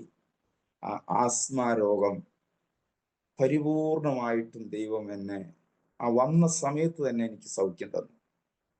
ഇത്രയും വർഷം കൊണ്ട് ഞാൻ അതിനു വേണ്ടി ഒരു മരുന്ന് കഴിച്ചിട്ടില്ല. ഞാൻ ആ രോഗത്താൽ അല്പം പോലും എനിക്കറിയത്തില്ല ഇതെങ്ങനെ, ഞാൻ അതിനു വേണ്ടി ഇവിടെ വന്നിട്ട് പ്രാർത്ഥിച്ചിട്ടില്ല. അതിനെക്കുറിച്ച് ഞാൻ ചിന്തിച്ചിട്ട് പോലും എങ്ങനെ ഇവിടെ വന്നതോടുകൂടി എൻ്റെ ശരീരത്തിൽ നിന്ന് ആ രോഗം വിട്ടുപോയി. ദൈവത്തിന്റെ ഒരു നിയോഗം ഒരു വ്യക്തിയെക്കുറിച്ച്, ഒരു സ്ഥലത്തെക്കുറിച്ച് ദൈവം തന്നിട്ടുണ്ടെങ്കിൽ അവിടെ ഏത് നമ്മുടെ ബലഹീനതയായിക്കൊള്ളട്ടെ, നമ്മുടെ എത്ര വലിയ അയോഗ്യത ആയിക്കൊള്ളട്ടെ, അതിനെല്ലാം മറികടന്ന് ദൈവത്തിന് ഉപയോഗിക്കാൻ കഴിയും എന്നുള്ളതിൻ്റെ ഒരു ഉദാഹരണമാണ് ഈ എളിയ ജീവിതം. ഇത്രയും വർഷമായി ഇവിടെ തണുപ്പ് വരുമ്പോൾ അതികഠിനമായ തണുപ്പ്, ഈ ചൂടിലും ഞാൻ ഈ കഴിഞ്ഞ തിങ്കളാഴ്ചയും 80 കിലോമീറ്റർ വൺ സൈഡ് ബൈക്ക് ഓടിച്ചിട്ട് പോയി ഒരു ഔട്ട് സൈഡ് മീറ്റിംഗ് പ്രാർത്ഥന നടത്തിക്കൊണ്ടിരിക്കുന്നത് ഔട്ട് സൈഡ് ചർച്ചിൽ. ഇന്നും പൊടിക്കാത്തോടെയാണ് പോയിട്ട് വരുന്നത്. കർത്താവ് നടത്തുന്നു. പറഞ്ഞത് ദൈവത്തിന്റെ അത്ഭുതകരമായ വിടുതലും ദൈവം ഇത്രയും വർഷം അത്ഭുതമായിട്ട് കർത്താവ് നടത്തി ഒരു പുതിയ സ്ഥലത്ത് വന്ന് വേല തുടങ്ങി. അപ്പോൾ ഇവിടെ വരുമ്പോഴാണെങ്കിലും ഇവിടെ ഒരു CISF എന്ന് പറയുന്ന മിലിറ്ററി ബേസ് ഉള്ള സ്ഥലമാണ്. അതിൻ്റെ റീജിയണൽ ട്രെയിനിങ് സെന്ററാണ്, ബേസിക് ആയിട്ടുള്ള ട്രെയിനിങ് കൊടുക്കുന്ന സ്ഥലം. ഇവിടെ വന്നു, ഇവിടെ ഒരു മലയാളി ഒരു ടീച്ചറെ പരിചയപ്പെട്ടു. അദ്ദേഹമാണ് ഒരു റൂമൊക്കെ ഞങ്ങൾക്ക് അറേഞ്ച് ചെയ്ത് തന്നത്. അങ്ങനെ ഞങ്ങൾ ഇവിടെ റൂം എടുത്ത് പ്രവർത്തനം ആരംഭിച്ചു. ആരംഭ സമയത്ത് ഇവിടെ വരുമ്പോഴും എനിക്ക് ഭാഷയൊന്നും അറിയത്തില്ല. ചെറുതായിട്ട് എന്തെങ്കിലും 1-2 വാക്കുകളൊക്കെ പറയാനല്ലാതെ വലിയ കാര്യമായിട്ടൊന്നും അറിയത്തില്ല. ഇവിടെ വരുമ്പോഴും ശുശ്രൂഷയുടെ ആരംഭം എന്ന് പറയുന്നത് ചർച്ചില്ല, വിശ്വാസികളില്ല, പുതിയ പൈനിയറായിട്ടുള്ള വർക്കാണ്. ഒരു കൊച്ചു റൂം എടുത്തു. അന്നൊരു ലഘുലേഖകൾ എവിടെ കിട്ടിയാലും ട്രാക്സ് പോയി കൊണ്ടുവരും. അത് കൊണ്ടുവന്ന് ബൾക്കായിട്ട് കൊണ്ടുവന്നിട്ട് അതിങ്ങനെ വിതരണം ചെയ്യും. അതായിരുന്നു അന്നത്തെ ആ ഒരു ശുശ്രൂഷ. അന്നൊക്കെ ഈ ട്രാക്സ് കൊണ്ടുപോകാൻ ഇട്ടുകൊണ്ട് പോകാൻ ഒരു ബാഗ് പോലും ഇല്ല. അന്നത്തെയൊക്കെ സാമ്പത്തിക സ്ഥിതി വളരെ പരിതാപകരമായിരുന്നു. നാട്ടിലെ തുണി വാങ്ങിക്കുമ്പോൾ കിട്ടുന്ന തുണിയുടെ കവറ് അത് ഞങ്ങൾ ബാഗിൽ വെച്ചിരുന്നു. ആ കവറിന്റെ അകത്ത് ട്രാക്സ് ഇട്ട് അത് കയ്യിൽ പിടിച്ച് ഇവിടെ വന്ന സമയത്ത് ഒരു സൈക്കിൾ പോലും ഇല്ല. അങ്ങനെ നടന്ന്, ഭാഷ അറിയത്തില്ല, ഒരു പ്രാർത്ഥിച്ച് കുറെ സമയം റൂമിലിരുന്ന് പ്രാർത്ഥിക്കും. അതിനുശേഷം ഈ കവറിൻ്റെ അകത്ത് ഈ ട്രാക്സ് എടുത്തിട്ടിട്ട് അത് കൈ പിടിച്ചോട്ട് ഇങ്ങനെ നടക്കും, ചുറ്റി കൂടെ നടന്നു പോകും, പ്രാർത്ഥിച്ചു പോകും. എല്ലാവർക്കും പറക്കി കൊടുക്കത്തുമില്ല. ഉള്ളിൽ ഈ ഭാഷ അറിയാത്തോണ്ടുള്ളൊരു ഭയം. അങ്ങനെ പ്രാർത്ഥിച്ചു പോകുമ്പോൾ ചില വ്യക്തികളെ കാണുമ്പോൾ ഇദ്ദേഹം കുഴപ്പമില്ലാത്ത ആളാന്ന് തോന്നും. അപ്പോൾ ട്രാക്ട് എടുത്ത് അദ്ദേഹത്തിന് കൊടുക്കും. പെട്ടെന്ന് അവിടുന്ന് പോകും. കാരണം അദ്ദേഹം എന്തെങ്കിലും ചോദിച്ചു കഴിഞ്ഞാൽ മറുപടി പറയാൻ ഭാഷ അറിയത്തില്ല. അങ്ങനെ ആരംഭം. അതിനുശേഷം ഞാൻ ഓർക്കുന്നു, എനിക്ക് ഇവിടെ ഒരു ബിസൽപൂർ എന്ന് പറയുന്ന ഒരു വാട്ടർ അതോറിറ്റിയുടെ ഒരു ഫേസ് ഉണ്ട്. അവിടെ മലയാളിയായിട്ടുള്ള ഒരു ഹിന്ദു, ഒരു ശശിധരൻ പിള്ള എന്ന് പറയുന്ന ഒരാള് ഇവിടെ ജോലിയിലുണ്ടായിരുന്നു. അദ്ദേഹത്തിന്റെ ഒരു മോള് അന്ന് 9ാം ക്ലാസ്സിൽ പഠിക്കുമ്പോൾ മോൾക്ക് വാങ്ങിച്ച സൈക്കിള്, മോള് 11-ലായപ്പോൾ സൈക്കിള് ചെറുതായി, മോള് വലുതായി, മോൾക്ക് അത് താല്പര്യം ഇല്ലാതെയായി. അതങ്ങനെ വീട്ടിലിരിക്കുക. ഞാനിങ്ങനെ നടന്ന് പോകുകയോ ഒക്കെ ചെയ്യുന്ന കാണുമ്പോൾ ആ മനുഷ്യൻ എന്നോട് ഒരു മനസ്സിൽ തോന്നി. ഒരിക്കൽ എന്നോട് ചോദിച്ചു, പാസ്റ്റർ, എൻ്റെ വീട്ടിലൊരു സൈക്കിൾ ഇരിക്കുന്നുണ്ട്, എൻ്റെ മോളുടെ സൈക്കിളാണ്, ഇപ്പൊ അത് മോൾ ഉപയോഗിക്കുന്നില്ല, അത് ഞാൻ പാസ്റ്റർക്ക് തരട്ടെ, പാസ്റ്റർ അത് വാങ്ങിക്കൂ? ഞാൻ പറഞ്ഞു, തീർച്ചയായിട്ടും തന്നാട്ടെ. അങ്ങനെ ആദ്യം ഇവിടെ വന്നിട്ട് എനിക്കൊരു സൈക്കിള്, അതൊരു പഴയ സൈക്കിളാണ്, ഒരു ലേഡി സൈക്കിളാണ്, ഒരു ഹിന്ദു ആയിട്ടുള്ള ഒരു മനുഷ്യനാണ് ആദ്യം എനിക്കൊരു സൈക്കിൾ തരുന്നത്. ആദ്യം നടന്ന് സുവിശേഷ വേല ആരംഭിച്ചു. പിന്നെ ഈ സൈക്കിളിൽ ഞാൻ ഇന്ന് ഓർക്കുന്നുണ്ട്, 18 കിലോമീറ്റർ 20 കിലോമീറ്ററോളം ഒക്കെ ഈ സൈക്കിളിൽ അന്ന് ഈ ലഘുലേഖ വിതരണത്തിനായിട്ട് പോകും. അങ്ങനെ നടന്ന് നടന്ന് പിന്നെ ദൈവം എനിക്കൊരു സ്കൂട്ടർ തന്നു. അങ്ങനെ വേലയിൽ കർത്താവിന്റെ വേല ചെയ്യാനായിട്ടുള്ള വിശാലതയും കർത്താവ് ഒരുക്കി തന്നു. ആരംഭ സമയത്ത് ഞാൻ പറഞ്ഞല്ലോ, ഇവിടെ CISF എന്ന് പറയുന്ന ഒരു മിലിറ്ററി ഫോഴ്സ് ഉണ്ട്. അവിടെ ഒരിക്കല് ഇവിടെ ഞങ്ങൾക്ക് റൂമൊക്കെ എടുത്ത് തന്ന് സഹായിച്ച ആ മലയാളി അധ്യാപകൻ, പുള്ളി ഒരു ഓർത്തഡോക്സുകാരനാണ്. പുള്ളിയായിട്ട് ഒരു പ്രാവശ്യം ഇവിടുത്തെ സ്റ്റേറ്റ് ബാങ്കിൽ ഒരു അക്കൗണ്ട് എടുക്കാൻ വേണ്ടിയിട്ട് പോയി. അപ്പൊ എനിക്കിവിടെ അക്കൗണ്ട് ഒന്നുമില്ല. ഈ ബാങ്കിൽ വെച്ച് എല്ലാം ദൈവത്തിന്റെ നിയോഗവും ദൈവഹിതമായിരുന്നു. ഈ ബാങ്കിൽ വെച്ച് അപ്രതീക്ഷിതമായിട്ട് ഈ മിലിറ്ററിയിലെ സീനിയർ കമാൻഡന്റിനെ പരിചയപ്പെടാനിടയായി. കാരണം അദ്ദേഹത്തിന്റെ മകൻ ഈ സാറിന്റെ അടുത്ത് ട്യൂഷന് വരുന്നതാ. അങ്ങനെ ഇദ്ദേഹമായിട്ട് പരിചയപ്പെട്ടു. അന്നേരം പറഞ്ഞു, ഇത് നാട്ടിൽ നിന്ന് വന്നിരിക്കുന്ന ഒരു പാസ്റ്ററാണ്, ഒരു മിഷണറിയാണ്. ആ സീനിയർ കമാൻഡന്റ് ആന്ധ്രക്കാരനാണ്. അദ്ദേഹത്തിന് ആ ബാങ്കിൽ വെച്ചുണ്ടായ സന്തോഷം, അദ്ദേഹത്തിന്റെ കൂടെ 2 ഗൺമാന്മാരുണ്ട് സെക്യൂരിറ്റി ആയിട്ട്, എന്റെ കൈ പിടിച്ച് എന്നെ ബാങ്കിന്റെ ഒരു മൂലയിലേക്ക് കൊണ്ടുപോയിട്ട് അദ്ദേഹത്തിന്റെ ആ ഒരു അകത്തെ ആ ദൈവസ്നേഹത്തിന്റെ ആ ഒരു പ്രകടനം, അദ്ദേഹത്തിന്റെ കണ്ണിൽ നിന്ന് കണ്ണുനീര് വരികയായിരുന്നു. പുള്ളി പറഞ്ഞൊരു കാര്യമുണ്ട്, പാസ്റ്ററെ, ഞാൻ കഴിഞ്ഞ നാളുകളിൽ കണ്ണുനീരോടെ പ്രാർത്ഥിക്കുന്ന ഒരു വിഷയമായിരുന്നു, ഒരു മിഷണറിയെ ദൈവം കൂടെ അയക്കണേ. കാരണം ഞങ്ങൾക്ക് കൂട്ടായ്മയ്ക്ക് ഒരു പാസ്റ്റർ ഇവിടെയില്ല, ഒരു കൂട്ടായ്മയില്ല. ഞങ്ങളുടെ പ്രാർത്ഥനയ്ക്ക് ഉത്തരമാണ് ദൈവദാസനെ ഇവിടെ കൊണ്ടുവന്നത്. അന്ന് തന്നെ ആ കൂടെ ഉണ്ടായിരുന്ന അധ്യാപകനോട് പറഞ്ഞു, പാസ്റ്റർ ഇന്ന് തന്നെ ഞങ്ങളുടെ ക്വാർട്ടേഴ്സിൽ കൊണ്ടുവരണം, വൈകുന്നേരം നമുക്ക് കുറെ കാര്യങ്ങൾ ഡിസ്കസ് ചെയ്യാനുണ്ട്, ഇന്ന് വൈകുന്നേരത്തെ ഫുഡ് ഞങ്ങളുടെ ക്വാർട്ടേഴ്സിൽ നിന്നാണ്. അങ്ങനെ അന്ന് വൈകുന്നേരം ആ മിലിറ്ററി ക്വാർട്ടേഴ്സിൽ ഞങ്ങളെ ക്ഷണിച്ചു. ഞങ്ങൾ പോയി അവിടെ ഇരുന്ന് പല കാര്യങ്ങൾ സംസാരിച്ചു. അപ്പോഴാണ് അറിയുന്നത്, ഈ മിലിറ്ററിക്കകത്ത് ഇത് ബ്രിട്ടീഷുകാരുടെ മിലിറ്ററി ഫോഴ്സ് ആയിരുന്നു. ബ്രിട്ടീഷുകാർ ഇന്ത്യ ഭരിച്ചുകൊണ്ടിരുന്ന സമയത്ത് അന്ന് അവര് സ്ഥാപിച്ച അവരുടെ ഒരു മിലിറ്ററി ഫോഴ്സ് ആയിരുന്നത്. അന്ന് അവര് സ്ഥാപിച്ചപ്പോൾ അവര് പണിത ഒരു മനോഹരമായ ഒരു കത്തോലിക്ക പള്ളിയും ഇതിൻ്റെ അകത്തുണ്ട്. നമുക്കിത് അറിയത്തില്ലായിരുന്നു. അപ്പോൾ തന്നെ അദ്ദേഹം അവിടെ ഇരുന്ന് വിളിച്ചു, ആ ഫേസിലേക്ക് വിളിച്ചിട്ട് പറഞ്ഞു, പള്ളിയുടെ ചാർജ് ആർക്കാണ്? അപ്പൊ അന്ന് ഒരു മാത്യു എന്ന് പറയുന്ന ഒരു ഓഫീസർ, ചെങ്ങന്നൂരുകാരൻ, അദ്ദേഹത്തിനായിരുന്നു പള്ളിയുടെ ചാർജ്. അന്ന് പ്രയറൊന്നും നടക്കുന്നില്ല, പള്ളി ഇങ്ങനെ അടഞ്ഞു കിടക്കുകയാണ്. അദ്ദേഹത്തോട് വിളിച്ച് അദ്ദേഹം അപ്പോൾ തന്നെ സംസാരിച്ചു, ഈ സീനിയർ കമാൻഡന്റ്, നാട്ടിൽ നിന്ന് കേരളത്തിൽ നിന്നൊരു മിഷണറി വന്നിട്ടുണ്ട്, അടുത്ത ഞായറാഴ്ച മുതൽ ഇവിടെ ആരാധന ആരംഭിക്കണം, അതിനു വേണ്ടിയിട്ട് എല്ലാ കാര്യങ്ങളും ക്രമീകരിക്കണം, ചർച്ചെല്ലാം ക്ലീൻ ചെയ്യണം. അദ്ദേഹം ഓർഡർ കൊടുത്തു, പറഞ്ഞ അടുത്ത ഞായറാഴ്ച നമുക്ക് ആരാധന തുടങ്ങണം. അടുത്ത സൺഡേയിൽ വന്ന് ആരാധന തുടങ്ങി. വളരെ അനുഗ്രഹമായിട്ട് പല സ്ഥലത്തു നിന്നുള്ളവര്, നോർത്ത് ഈസ്റ്റിൽ നിന്നുള്ള, നാഗാലാൻഡിൽ നിന്നുള്ളവര്, തമിഴ്നാട്ടിൽ നിന്നുള്ളവര്, ആന്ധ്രയിൽ നിന്നുള്ളവര്, പല സ്ഥലങ്ങളിൽ നിന്നുള്ളവര് ഇവിടെ വർക്ക് ചെയ്യുന്നുണ്ട്. അദ്ദേഹം തന്റെ യൂണിറ്റിൽ എല്ലാവരോടും പറഞ്ഞു, ക്രിസ്ത്യൻസ് ആയിട്ട് ആരൊക്കെ ഉണ്ടോ എല്ലാവരും ചർച്ചിൽ വരണം. അദ്ദേഹത്തിന്റെ റൈറ്ററോട് പറഞ്ഞു, സൺഡേയില്, കാരണം ഇത് കേന്ദ്ര ഗവൺമെന്റിന്റെ ഇതായതുകൊണ്ട് സൺഡേയിൽ ഇവർക്ക് വർക്കുണ്ട്, ലീവില്ല. എല്ലാ സൺഡേയിലും എത്ര ക്രിസ്ത്യൻസ് ഉണ്ടോ അവർക്ക് സൺഡേ ഡേയിൽ അവർക്ക് ഫ്രീ ആക്കണം. അവർക്ക് ആർക്കും ഡ്യൂട്ടി ഇടരുത്. ബാക്കിയുള്ള ദിവസങ്ങളിൽ അവരെ അഡ്ജസ്റ്റ് ചെയ്ത് ഡ്യൂട്ടി ഇട്ടോണം. സൺഡേ പകരം അവരെല്ലാം ഫ്രീ ആക്കണം. അങ്ങനെ കർത്താവിന്റെ കൃപയാല് അവിടെ ആരാധന ആരംഭിക്കാൻ ഇടയായി തീർന്നു. ദൈവത്തിന്റെ കൃപയിൽ അവിടുത്തെ വേല ഇന്ത്യയുടെ പല സംസ്ഥാനങ്ങളിൽ നിന്നുള്ളവര്, നോർത്ത് ഈസ്റ്റിലുള്ളവര്, ഈവൻ ജമ്മുവിൽ തൊട്ട്, എനിക്കറിയത്തില്ല, മലയാളികൾ ഇതുവരെ ഇത്രയും വർഷങ്ങളായിട്ടും നമുക്ക് വിശ്വാസികൾ ഉണ്ടായിട്ടില്ല, ഇവിടുന്നും ആരെയും കിട്ടിയില്ല. പക്ഷെ പല സംസ്ഥാനത്തിൽ നിന്നുള്ള പല ഭാഷക്കാര് ഈ കഴിഞ്ഞ വ്യാഴാഴ്ചയും ഈ മിലിറ്ററിക്കകത്ത് നിന്നുള്ള 3 പേരെ സ്നാനപ്പെടുത്താൻ കർത്താവ് സഹായിച്ചു. കഴിഞ്ഞ ഈ 2 ദിവസം മുമ്പും സ്നാനം ഉണ്ടായിരുന്നു നമ്മുടെ ചർച്ചില്. 5 പേരുടെ സ്നാനത്തില് 3 പേര് ഈ മിലിറ്ററിക്കകത്തുള്ളവരായിരുന്നു. അതിൽ ഒരു ഫാമിലി ഛത്തീസ്ഗഡ്, ഒരു ഫാമിലി ആന്ധ്രാപ്രദേശ്, അവരെല്ലാം പുതിയ വിശ്വാസികൾ. കർത്താവ് അങ്ങനെ ആ മിലിറ്ററി ഫേഴ്സിന്റെ അകത്തും ഇന്ന് രാവിലെയും അവിടെ രാവിലെ പോയി ആരാധന നടത്തിയിട്ടാണ് വന്നത്. നമ്മുടെ ഇവിടെ ഒരു ചർച്ച പണിയാൻ കർത്താവ് സഹായിച്ചു. ഇവിടെ ഒരു കൊച്ചു കൂട്ടായ്മയുണ്ട്. കർത്താവ് അത്ഭുതമായിട്ട് കർത്താവിന്റെ ശുശ്രൂഷയിൽ കർത്താവ് ഉപയോഗിച്ചുകൊണ്ടിരിക്കുന്നു.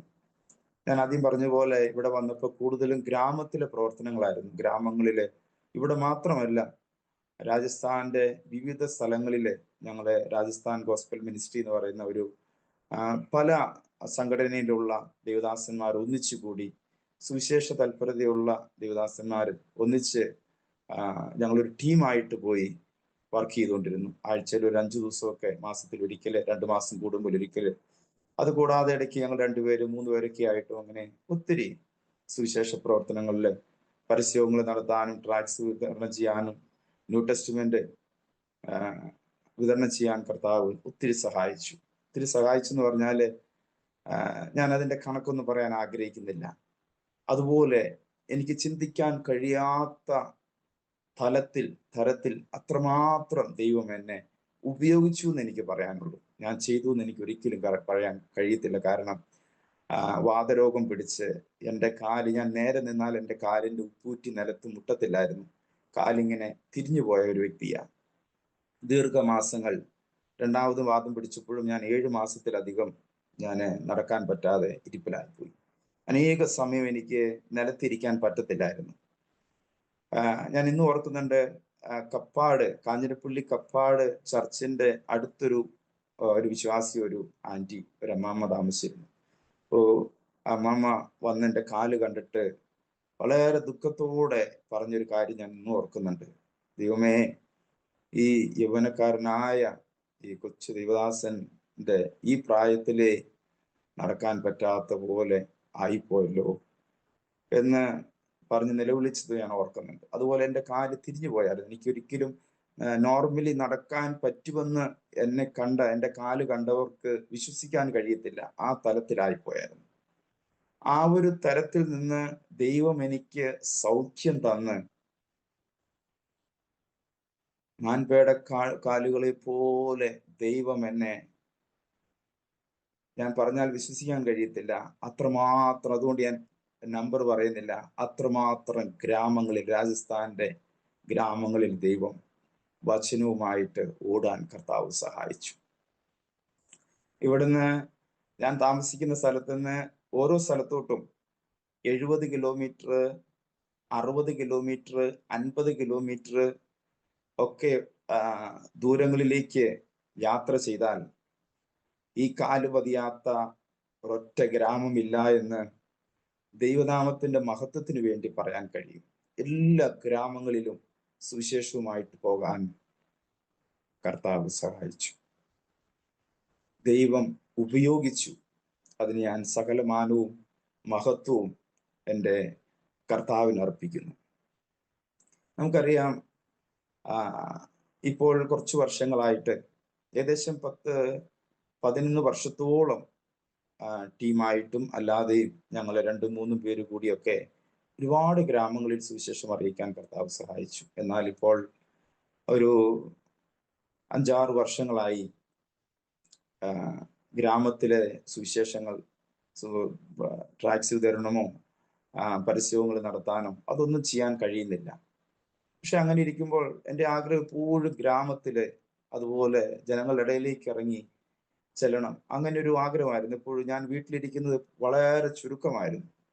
എൻ്റെ ഭാര്യ പലപ്പോഴും പറയാറുണ്ട്, വിവാഹം കഴിഞ്ഞ് നാട്ടിൽ നിന്ന് ഇവിടെ വന്നിട്ട് അന്ന് ഭാര്യയ്ക്കും ലാംഗ്വേജ് ഒന്നും അറിയത്തില്ല.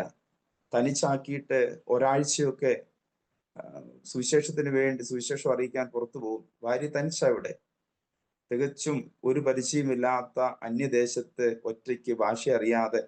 എങ്കിലും ആ സാഹചര്യത്തെ എല്ലാം അതിജീവിച്ച് എൻ്റെ ജീവിത പങ്കാളി ആ കാര്യത്തിലെല്ലാം സഹകരിച്ചു. അതെല്ലാം സഹിച്ച് കർത്താവിൻ്റെ വേലയിൽ കൈത്താങ്ങായിട്ട് നിന്നു.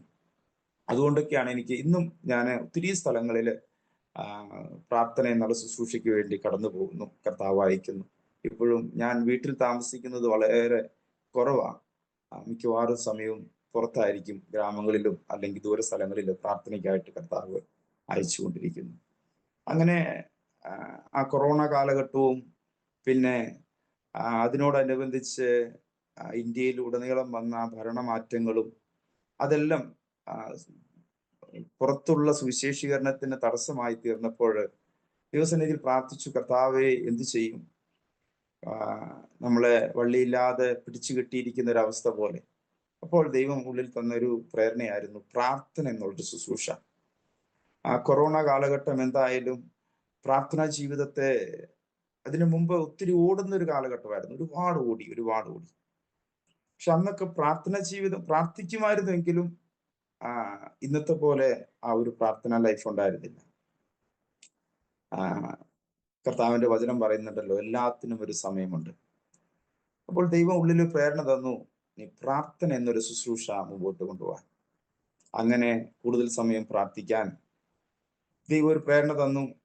അങ്ങനെ സൂമിലൂടെ പ്രാർത്ഥിക്കാനായിട്ട് ഒരു എല്ലാ ദിവസവും വൈകുന്നേരം 9 മണി തൊട്ട് 10 മണി വരെ 1 മണിക്കൂർ സൂമിലൂടെ പ്രാർത്ഥന മാത്രം, ഇന്റർസെസറി പ്രെയർ, ഭാരതത്തിന്റെ ഉണർവിന് വേണ്ടി, സഭയുടെ ആത്മീക വളർച്ചയ്ക്ക് വേണ്ടി, ഈ പ്രതികൂലങ്ങളെ അതിജീവിച്ച് സഭ വളരുവാൻ, വിശ്വാസ ജീവിതത്തിൽ വന്നവരോ അതിൽ നിന്ന് പിന്മാറിപ്പോകാതെ വിശ്വാസത്തിൽ നിലനിൽക്കാൻ, അതുപോലുള്ള ആത്മീക വിഷയങ്ങൾക്ക് ഊന്നൽ കൊടുത്ത് പ്രാർത്ഥിക്കുന്ന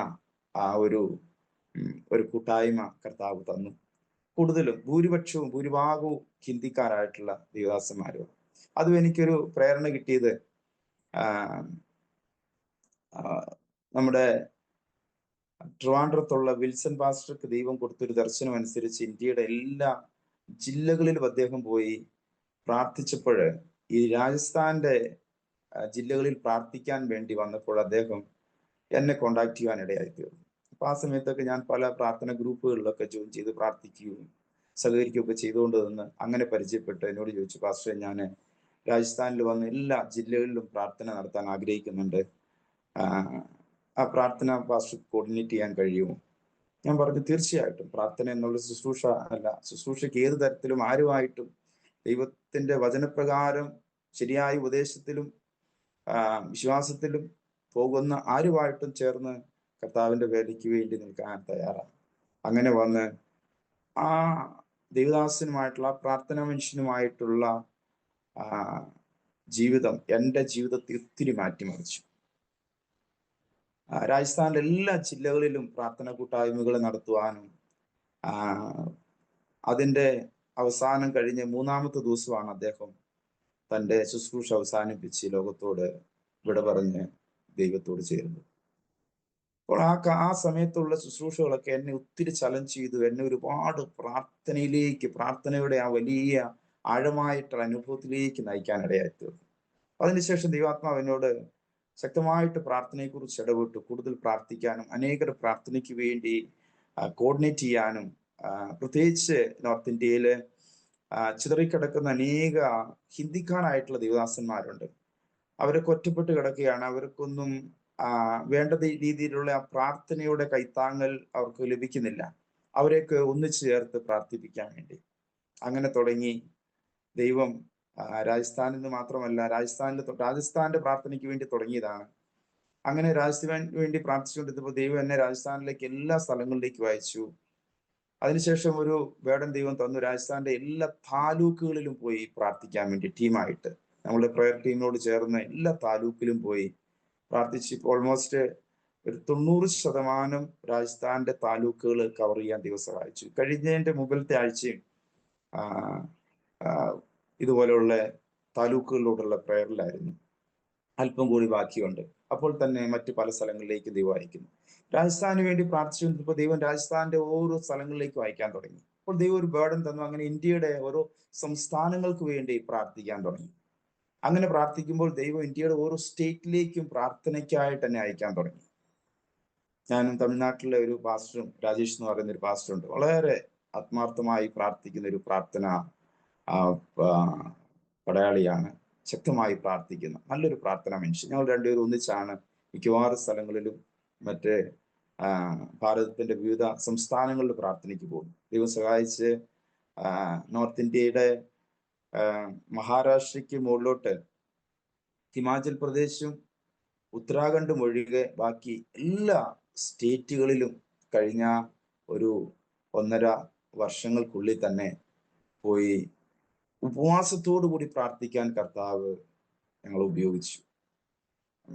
ഞങ്ങൾ പോയി ചുമ്മാ ചുറ്റിക്കറങ്ങി പ്രാർത്ഥന യാത്ര നടത്തി വരികയല്ല. ഓരോ സ്റ്റേറ്റിലും ചെന്ന് കുറഞ്ഞത് 4, 5, 6 സഭകളിൽ സഭയോട് അവിടുത്തെ ദേവദാസന്മാരോട് ചേർന്ന് 12 മണിക്കൂർ പ്രയർ രാവിലെ തൊട്ട് വൈകുന്നേരം വരെ. ഞങ്ങൾ ഒരു നേരം ഭക്ഷണം കഴിച്ചുകൊണ്ട് വൈകുന്നേരം പ്രയറിന് ശേഷമാണ് ഭക്ഷണം കഴിക്കുന്നത്.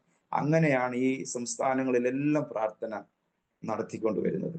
കർത്താവ് ഉപയോഗിച്ചുകൊണ്ടിരിക്കും. ഇപ്പോഴും ആ പ്രയർ ഇങ്ങനെ നടന്നുകൊണ്ടിരിക്കുന്നു, സമയം കിട്ടുന്നതനുസരിച്ച്.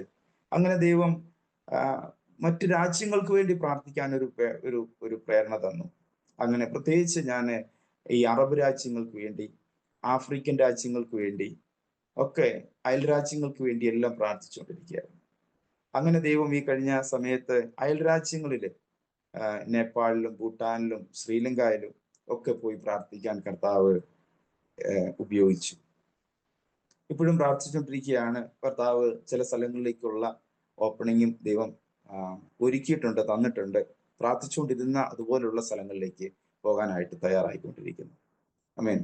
പറഞ്ഞത്, നമ്മൾ ഏതൊരു സ്ഥലത്തിനു വേണ്ടി ആത്മാർത്ഥമായിട്ട് ആത്മഭാരത്തോടെ നമ്മൾ പ്രാർത്ഥിക്കുന്നുവോ, ദൈവം ആ സ്ഥലത്ത് നമ്മളെ കൊണ്ടുപോയി പ്രാർത്ഥിപ്പിക്കുന്ന ഒരനുഭവം. വേറൊരു കാര്യം ദൈവം എനിക്ക് തന്നിട്ടുണ്ട്. ഞാൻ ഈ അരോമ ടിവിയുടെ പ്രേക്ഷകരോട് പറയട്ടെ, പ്രതികൂലങ്ങൾ ഇന്നും എൻ്റെ ജീവിതത്തിലുണ്ട്. ഒരുപാട് പ്രതികൂലങ്ങളിലൂടെ എന്നും കടന്നു പോകുന്നത്.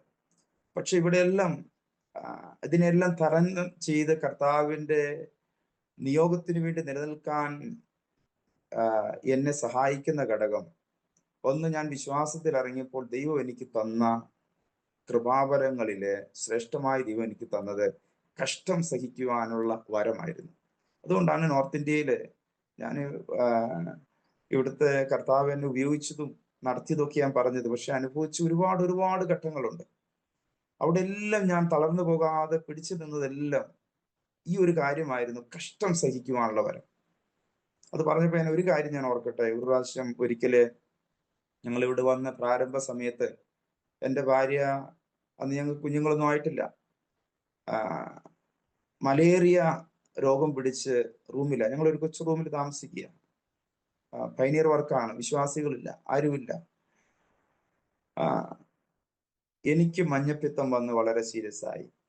ഞാൻ ജയ്പൂർ മെഡിക്കൽ കോളേജിൽ പോയി എന്നെ അവിടെ അഡ്മിറ്റ് ചെയ്തു. പറയാമല്ലോ, ഒരു മെഡിക്കൽ കോളേജിൽ ഒരു രോഗി അഡ്മിറ്റ് ചെയ്യണമെങ്കിൽ ആ രോഗാവസ്ഥ എത്ര ഭയങ്കരമായിരിക്കും.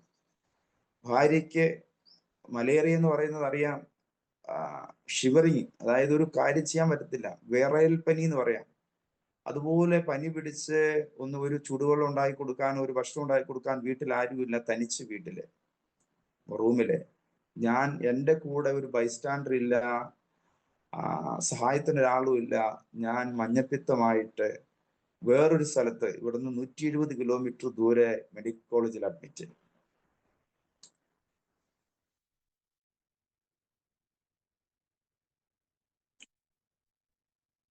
ഈ സാഹചര്യങ്ങളെല്ലാം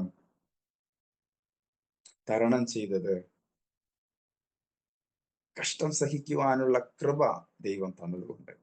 ഞാൻ മുമ്പ് പറഞ്ഞതുപോലെ പരിശുദ്ധാത്മാവിന്റെ ആ സാന്നിധ്യവും പരിശുദ്ധാത്മാവിന്റെ ആ നടത്തിപ്പും എപ്പോഴും ജീവിതത്തിൽ ഉണ്ടായിരുന്നതുകൊണ്ട്. ഇതുപോലെയുള്ള പല ഘട്ടങ്ങൾ, പല രോഗങ്ങളിലൂടെ ഞങ്ങൾ കടന്നുപോയി. വിവാഹത്തിന് ശേഷം ഞങ്ങൾക്ക് കുഞ്ഞുങ്ങൾ ഉണ്ടായിരുന്നില്ല, 4.5 വർഷം കുഞ്ഞുങ്ങളില്ല. അതിനുവേണ്ടി ട്രീറ്റ്മെന്റ് ചെയ്യുന്നു. അവസാനം ഞങ്ങളെ ട്രീറ്റ്മെന്റ് ചെയ്ത ഡോക്ടർ പറഞ്ഞത്, നിങ്ങൾ ഇതിനു വേണ്ടി പൈസ മുടക്കണ്ട, പ്രയോജനമില്ല. അതെല്ലാം അവസാനിപ്പിച്ചു. പക്ഷേ ദൈവം നീതിമാനാണ്. ഞങ്ങൾ അനേകർക്ക് വേണ്ടി പ്രാർത്ഥിക്കുന്നു. ദൈവം ആത്മാക്കളെ തന്നു, അനേക ആത്മാക്കളെ തന്നു. അനേകരെ സ്നാനപ്പെടുത്താൻ ദൈവം സഹായിച്ചു. വിശ്വാസികളുടെ മുമ്പിൽ പോലും ചോദ്യചിഹ്നമായി അനേകരുടെ ജീവിതത്തിൽ വലിയ വിടുതൽ നടക്കുന്നു, വലിയ സൗഖ്യം നടക്കുന്നു. എന്തുകൊണ്ടാണ് ഈ ദേവദാസന്റെ ജീവിതത്തിൽ ഇങ്ങനെ? അവർക്കൊരു തലമുറയില്ല. കുടുംബക്കാരുടെ ഇടയിൽ നിന്ദിയും പരിഹാസമായി, പാരമ്പര്യവും സഭയെല്ലാം വിട്ടിറങ്ങി തിരിച്ചിട്ട് അവരുടെ ജീവിതത്തിൽ രോഗങ്ങളും തടസ്സങ്ങളും തലമുറയില്ലായ്മകളും ദൈവത്തോട് ചോദിച്ചു, കർത്താവ് എന്തുകൊണ്ട്? ദൈവം ഒരു കുഞ്ഞിനെ തന്നു. അവന്റെ പേര് മോസസ്. അവൻ ഇന്ന് 7ാം ക്ലാസ്സിൽ പഠിക്കുന്നു. പക്ഷെ ദൈവം ആ കുഞ്ഞിനെ തന്നു. അവന് ജന്മനാൽ ചില വൈകല്യം ഉണ്ടായിരുന്നു.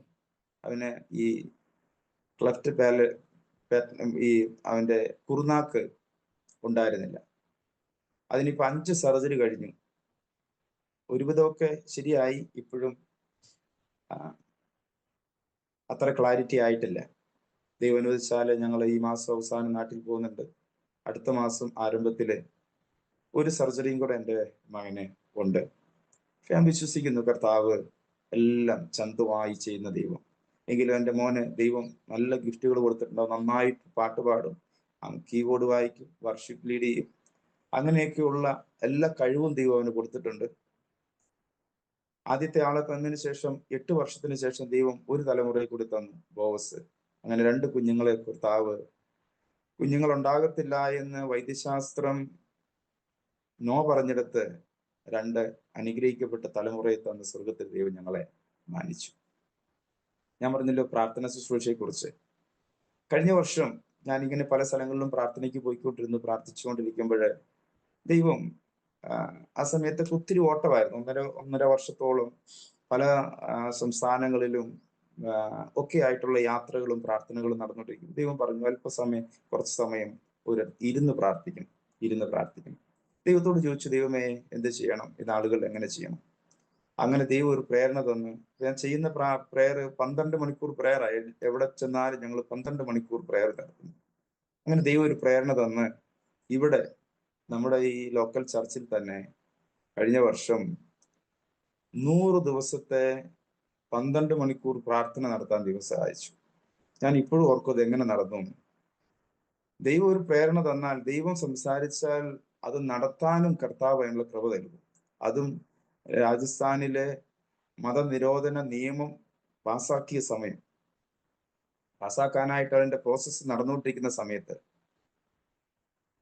അതും ഈ 100 ദിവസത്തെ പ്രേയർ രാവിലെ 6 തൊട്ട് വൈകുന്നേരം 6 മണി വരെ പ്രേയറാണ്. കണ്ടിന്യൂസ് ആയിട്ട് പ്രേയർ. അത് ഒരാളല്ല, കണ്ടിന്യൂസ് ആയിട്ട് മീറ്റിംഗ് ആണ്. ഈ 100 ദിവസത്തെ പ്രേയറിൽ 97 ദിവസവും ഇവിടെ താമസിച്ച് പ്രാർത്ഥിക്കാൻ ആളുകൾ ഉണ്ടായിരുന്നു. പല സംസ്ഥാനങ്ങളിൽ നിന്ന്, ഈവൻ കേരളത്തിൽ നിന്ന് തൊട്ട് പല സംസ്ഥാനങ്ങളിൽ നിന്ന് ആളുകൾ ഇവിടെ വന്ന് ഇവിടെ താമസിച്ച്, ചിലവരൊക്കെ നാട്ടിൽ നിന്ന് ഒരു ദിവസം വന്ന് 63 ദിവസം ഇവിടെ താമസിച്ച് പ്രാർത്ഥിച്ചു. ഹരിയാന എന്നൊരു സഹോദരി വന്ന് 91 ദിവസം ഇവിടെ താമസിച്ച് പ്രാർത്ഥിച്ചു. അതുപോലെ 3 ദിവസം, 5 ദിവസം, 12 ദിവസം, 21 ദിവസം, അങ്ങനെ പല സമയങ്ങളിലായിട്ട് ചിലവരൊക്കെ വന്ന് ഒരു ദിവസം പ്രാർത്ഥിച്ചു പോകുന്നവര്. അങ്ങനെ ഈ 100 ദിവസത്തെ പ്രാർത്ഥനയും ഒരു മുടക്കം വരുത്താതെ കർത്താവ് ചെയ്യുവാൻ സഹായിച്ചു. ഈ 100 ദിവസത്തെ പ്രാർത്ഥന എന്ന് പറഞ്ഞാൽ ഇന്ത്യയുടെ വിഷയങ്ങള്, ഓരോ സംസ്ഥാനത്തിന്റെ വിഷയങ്ങള്, ലോകരാജ്യങ്ങളുടെ വിഷയങ്ങള് എല്ലാം എടുത്ത് പ്രാർത്ഥിക്കാൻ കർത്താവ് ഞങ്ങളെ ഉപയോഗിച്ചു. അങ്ങനെ കർത്താവ് ഒരു പ്രാർത്ഥന ശുശ്രൂഷ കർത്താവ് തന്ന് ദൈവം വഴി നടത്തിക്കൊണ്ടിരിക്കുന്നു. ആമേൻ. ഇത് പറഞ്ഞപ്പോഴ് പ്രതികൂലങ്ങളിലൂടെ ഞങ്ങൾ ഗ്രാമങ്ങളിൽ സുവിശേഷം അറിയിച്ച് പോകുമ്പോൾ നിരവധി പ്രതികൂലങ്ങളെ നേരിടേണ്ട വന്നിട്ടുണ്ട്. പക്ഷെ എന്നാൽ ഒരു സംഭവം പറഞ്ഞുകൊള്ളട്ടെ, ഒരുപക്ഷെ അറിഞ്ഞിട്ടുണ്ടാവും. ഞങ്ങള് 2018 രാജസ്ഥാനിലെ ജാലോർ എന്ന് പറയുന്ന ഒരു ഡിസ്ട്രിക്റ്റില് സുവിശേഷവുമായിട്ട് ഞങ്ങൾ ടീമായിട്ട് പോയപ്പോൾ ഞങ്ങളൊരു വണ്ടി വാടകയ്ക്ക് എടുത്ത് അതിൻ്റെ അകത്ത് രാവിലെ തൊട്ട് വൈകുന്നേരം വരെ വിതരണം ചെയ്യാനുള്ള ന്യൂ ടെസ്റ്റ്മെന്റും ട്രാക്സും ഒക്കെ ആയിട്ടാണ് പോകുന്നത് ടീമായിട്ട്. മിക്കവാറും 10, 12, 14 പേര്, ചിലപ്പോൾ 8 പേര്, 9 പേര്, അങ്ങനെയൊക്കെ ഓരോ സമയത്തും അനുയോജ്യമായി വരുന്ന ആളുകൾ ഒന്നിച്ച് ഞങ്ങൾ പോകുന്നത്. അങ്ങനെ അന്നത്തെ ആ സമയത്ത് ഞങ്ങൾ 11 പേരുണ്ടായിരുന്നു. 2 പേര് അത്യാവശ്യ കാര്യത്തിന് തിരിച്ചു വന്നു. 3-ാമത്തെ ദിവസം ഞങ്ങൾ ഇങ്ങനെ ഗ്രാമത്തിൽ പ്രേയർ നടത്തിക്കൊണ്ടിരിക്കുമ്പോൾ, പ്രേയർ മീൻസ് ഞങ്ങൾ സുവിശേഷം അറിയിക്കുമ്പോൾ ട്രാക്സ് വിതരണം നടത്തിക്കൊണ്ടിരിക്കുന്നു. ഒരു ഗ്രാമത്തിൽ ചെന്നാൽ ഓരോരോ കൊച്ചു കവലയ്ക്കൽ നിന്ന് പരസ്യവും നടത്തും. ഞങ്ങളൊരു ബാനറൊക്കെ തയ്യാറാക്കിയിട്ടാണ്, നശാമുക്തി എന്ന് പറഞ്ഞ് അങ്ങനെ പ്രസംഗിക്കും. ആ സമയത്ത് ബാക്കിയുള്ളവർ പെട്ടെന്ന് ഓരോ ഗള്ളികളിലായിട്ട് സുവിശേഷവുമായിട്ട് കടന്നു പോകും, ന്യൂ ടെസ്റ്റ്മെന്റും ട്രാക്സ് ഒക്കെ ആയിട്ട്. അങ്ങനെ ഞങ്ങളെ വന്ന് ആ ഗ്രാമത്തിൽ ആളുകൾ വന്ന് ഞങ്ങളെ ഉപദ്രവിക്കാനിടയായി. ഞങ്ങളെ പിടിച്ചു.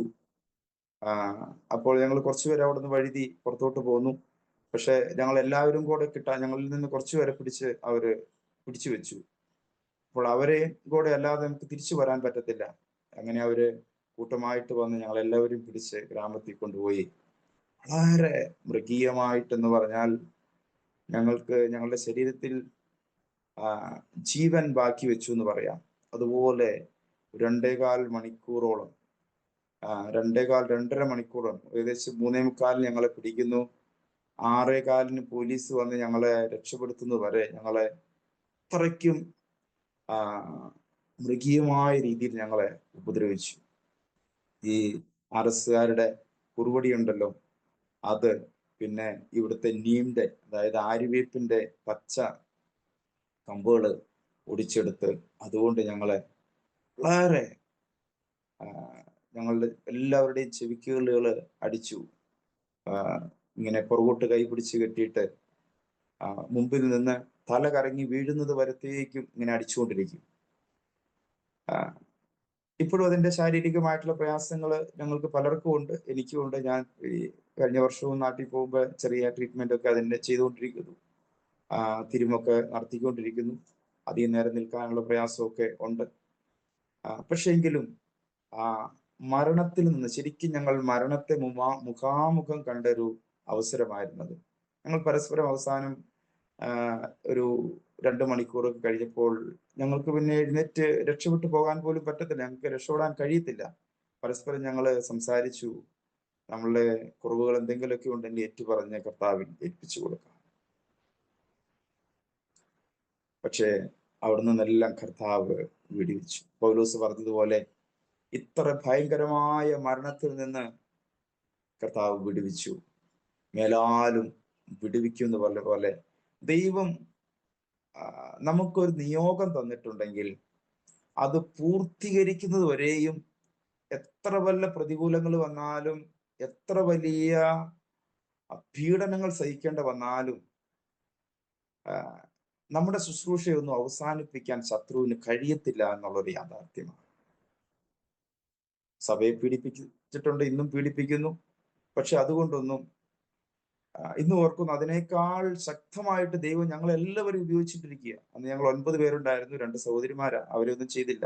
ബാക്കി ഞങ്ങളെ 7 പേരെ അതികഠിനമായിട്ട് ഞങ്ങളെ ഉപദ്രവിച്ചു.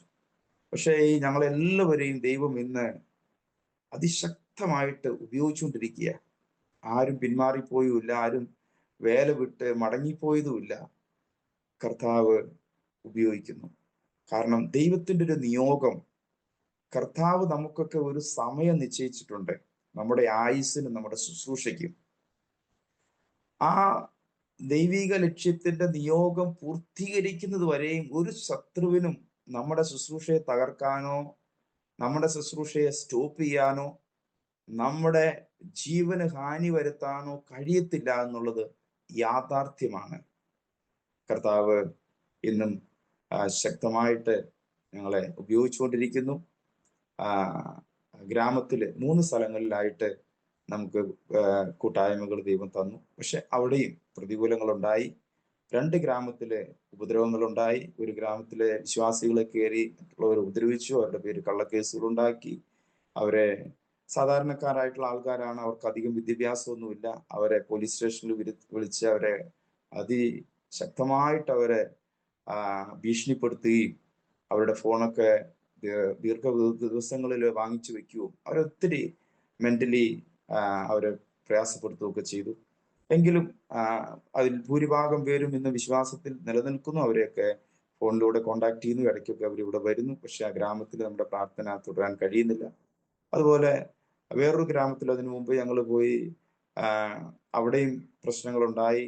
അന്ന് ഞങ്ങള് ദൈവം അതിൽ ഞങ്ങളെ കൈവയ്ക്കാൻ അനുവദിച്ചില്ല.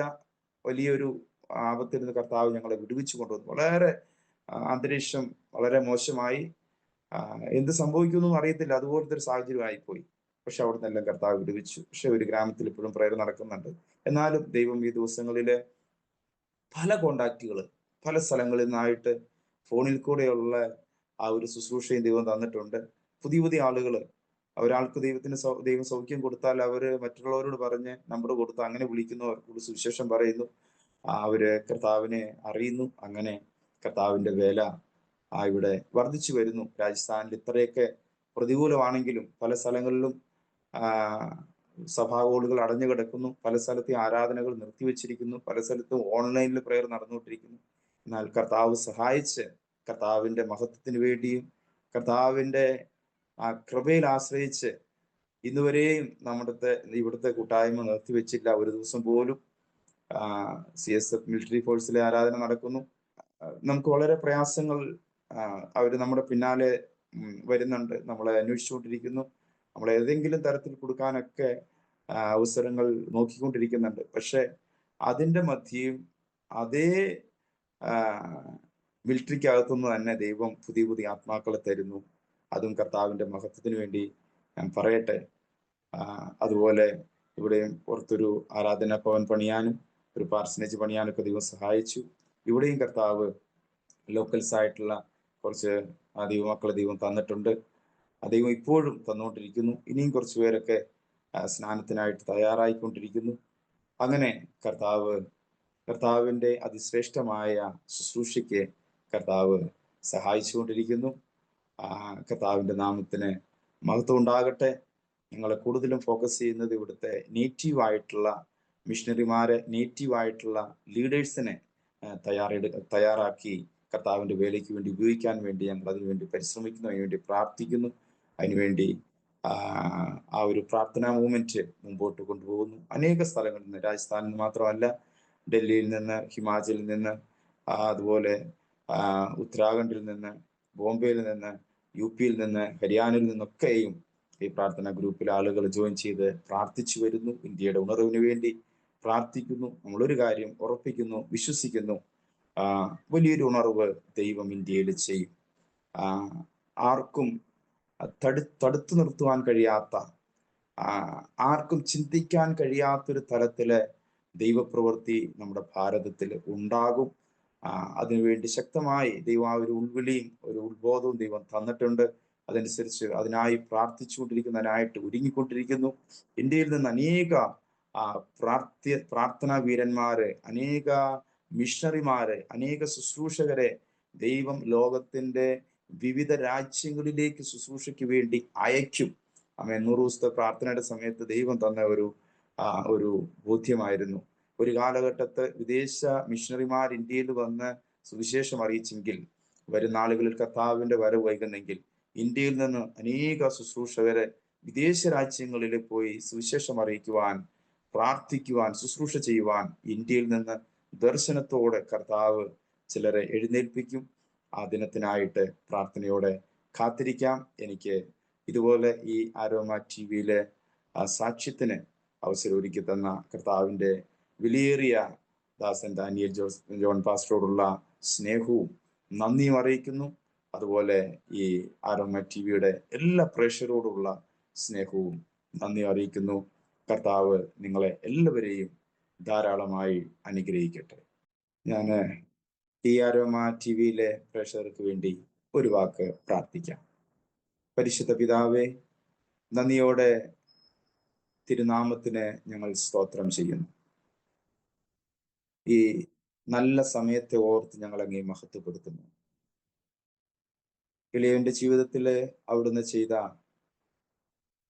ദൈവത്തിന്റെ വൻ കാര്യങ്ങൾ കേൾക്കുന്ന, ശ്രവിക്കുന്ന എല്ലാ ശ്രോതാക്കൾക്കും ദൈവമേ ഇതൊരു അനുഗ്രഹമാക്കി തീർക്കണമേ.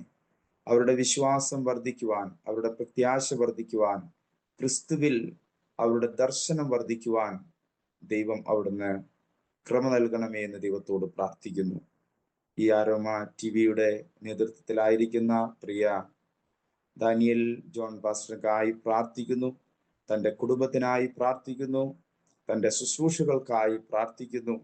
വളരെ പ്രതികൂലങ്ങളും പ്രശ്നങ്ങളൊക്കെ അഭിമുഖീകരിച്ച് കർത്താവിന്റെ വേലയ്ക്ക് വേണ്ടി ഇപ്രകാരം സ്വർഗത്തിലെ ദൈവം അങ്ങയുടെ ബ്രത്തിനെ ഉപയോഗിക്കുന്നതിനായി കർത്താവിന് മഹത്വം കരേറ്റുമ്പോൾ വീണ്ടും ശക്തമായി ഈ അരോമ TVയെ ലോകമെമ്പാടുമുള്ള വിശുദ്ധന്മാരിലേക്ക് കർത്താവിന്റെ ശ്രേഷ്ഠമായ മഹത്വരമായ സന്ദേശം എത്തിക്കുവാൻ ഒരു സാക്ഷ്യം മറ്റൊരു സാക്ഷ്യത്തെ ഉളവാക്കുന്നുവെന്ന് തിരുവെഴുത്ത് പറയുന്നത് പോലെ അനേക സാക്ഷ്യങ്ങൾ എഴുന്നേൽപ്പിക്കുവാൻ അങ്ങയുടെ വൃത്തിനെയും ഈ ശുശ്രൂഷകളെയും സ്വർഗത്തിലെ ദൈവം അനുഗ്രഹിക്കണമേ എന്ന് ദൈവത്തോട് പ്രാർത്ഥിക്കുന്നു. എല്ലാ ശ്രോതാക്കളെയും സ്വർഗത്തിലെ ദൈവം അനുഗ്രഹിക്കണം.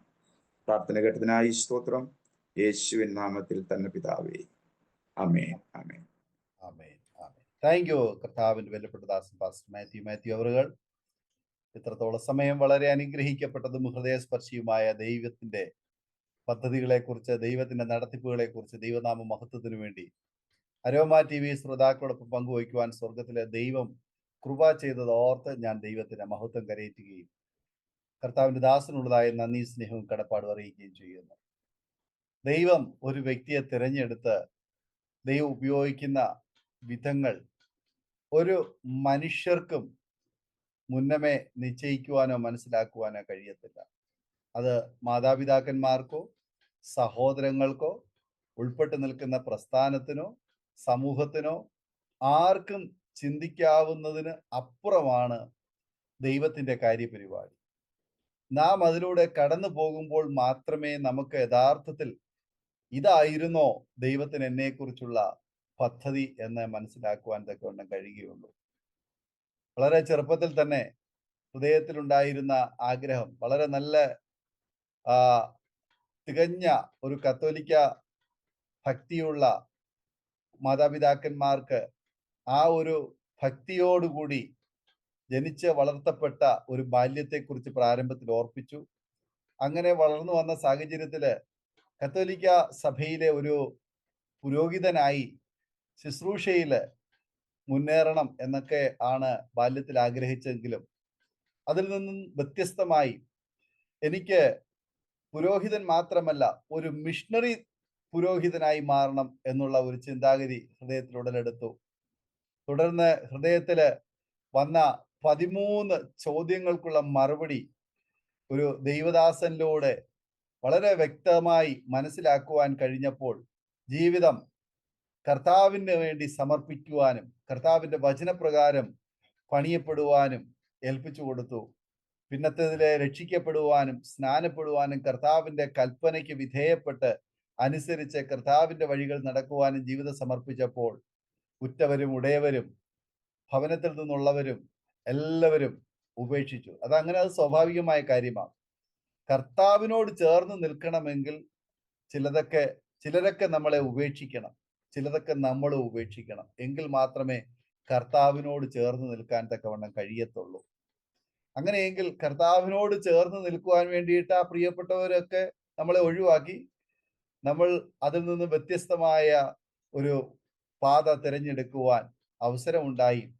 പിന്നത്തേതിലുള്ള ആ യാത്രയിൽ മുന്നോട്ട് പ്രിയ കർത്താവിന്റെ ദാസൻ ഒറ്റയ്ക്കായിരുന്നില്ല. പകരം വിളിച്ച ദൈവം വിശ്വസ്തൻ, അന്ത്യത്തോളം വഴി നടത്തുക ശക്തൻ. ആ ദൈവം ഇന്നും കൂടെ ഇരിക്കുന്ന അസാധാരണമായ ജീവിതാനുഭവങ്ങളാണ് ആ സാക്ഷ്യത്തിലുടനീളം കേൾക്കുവാൻ തക്കവണ്ണം കഴിഞ്ഞത്. പിന്നെ തിരിഞ്ഞു നോക്കേണ്ടി വന്നിട്ടില്ല. സ്തോത്രം. പിന്നെ മുന്നോട്ടുള്ള യാത്ര ദൈവാസനിടയ്ക്ക് ഓർപ്പിച്ചു, ദൈവത്തെ പാടി ആരാധിക്കുന്ന ഇടത്തും വചനം കേൾക്കുന്ന ഇടത്തും ദൈവ സാന്നിധ്യം ഉണ്ടെന്നുള്ളത് സത്യമാണ്. പക്ഷേ ശരിക്കും ദൈവ സാന്നിധ്യം തിരിച്ചറിയുന്നത് അവിടെ അല്ല.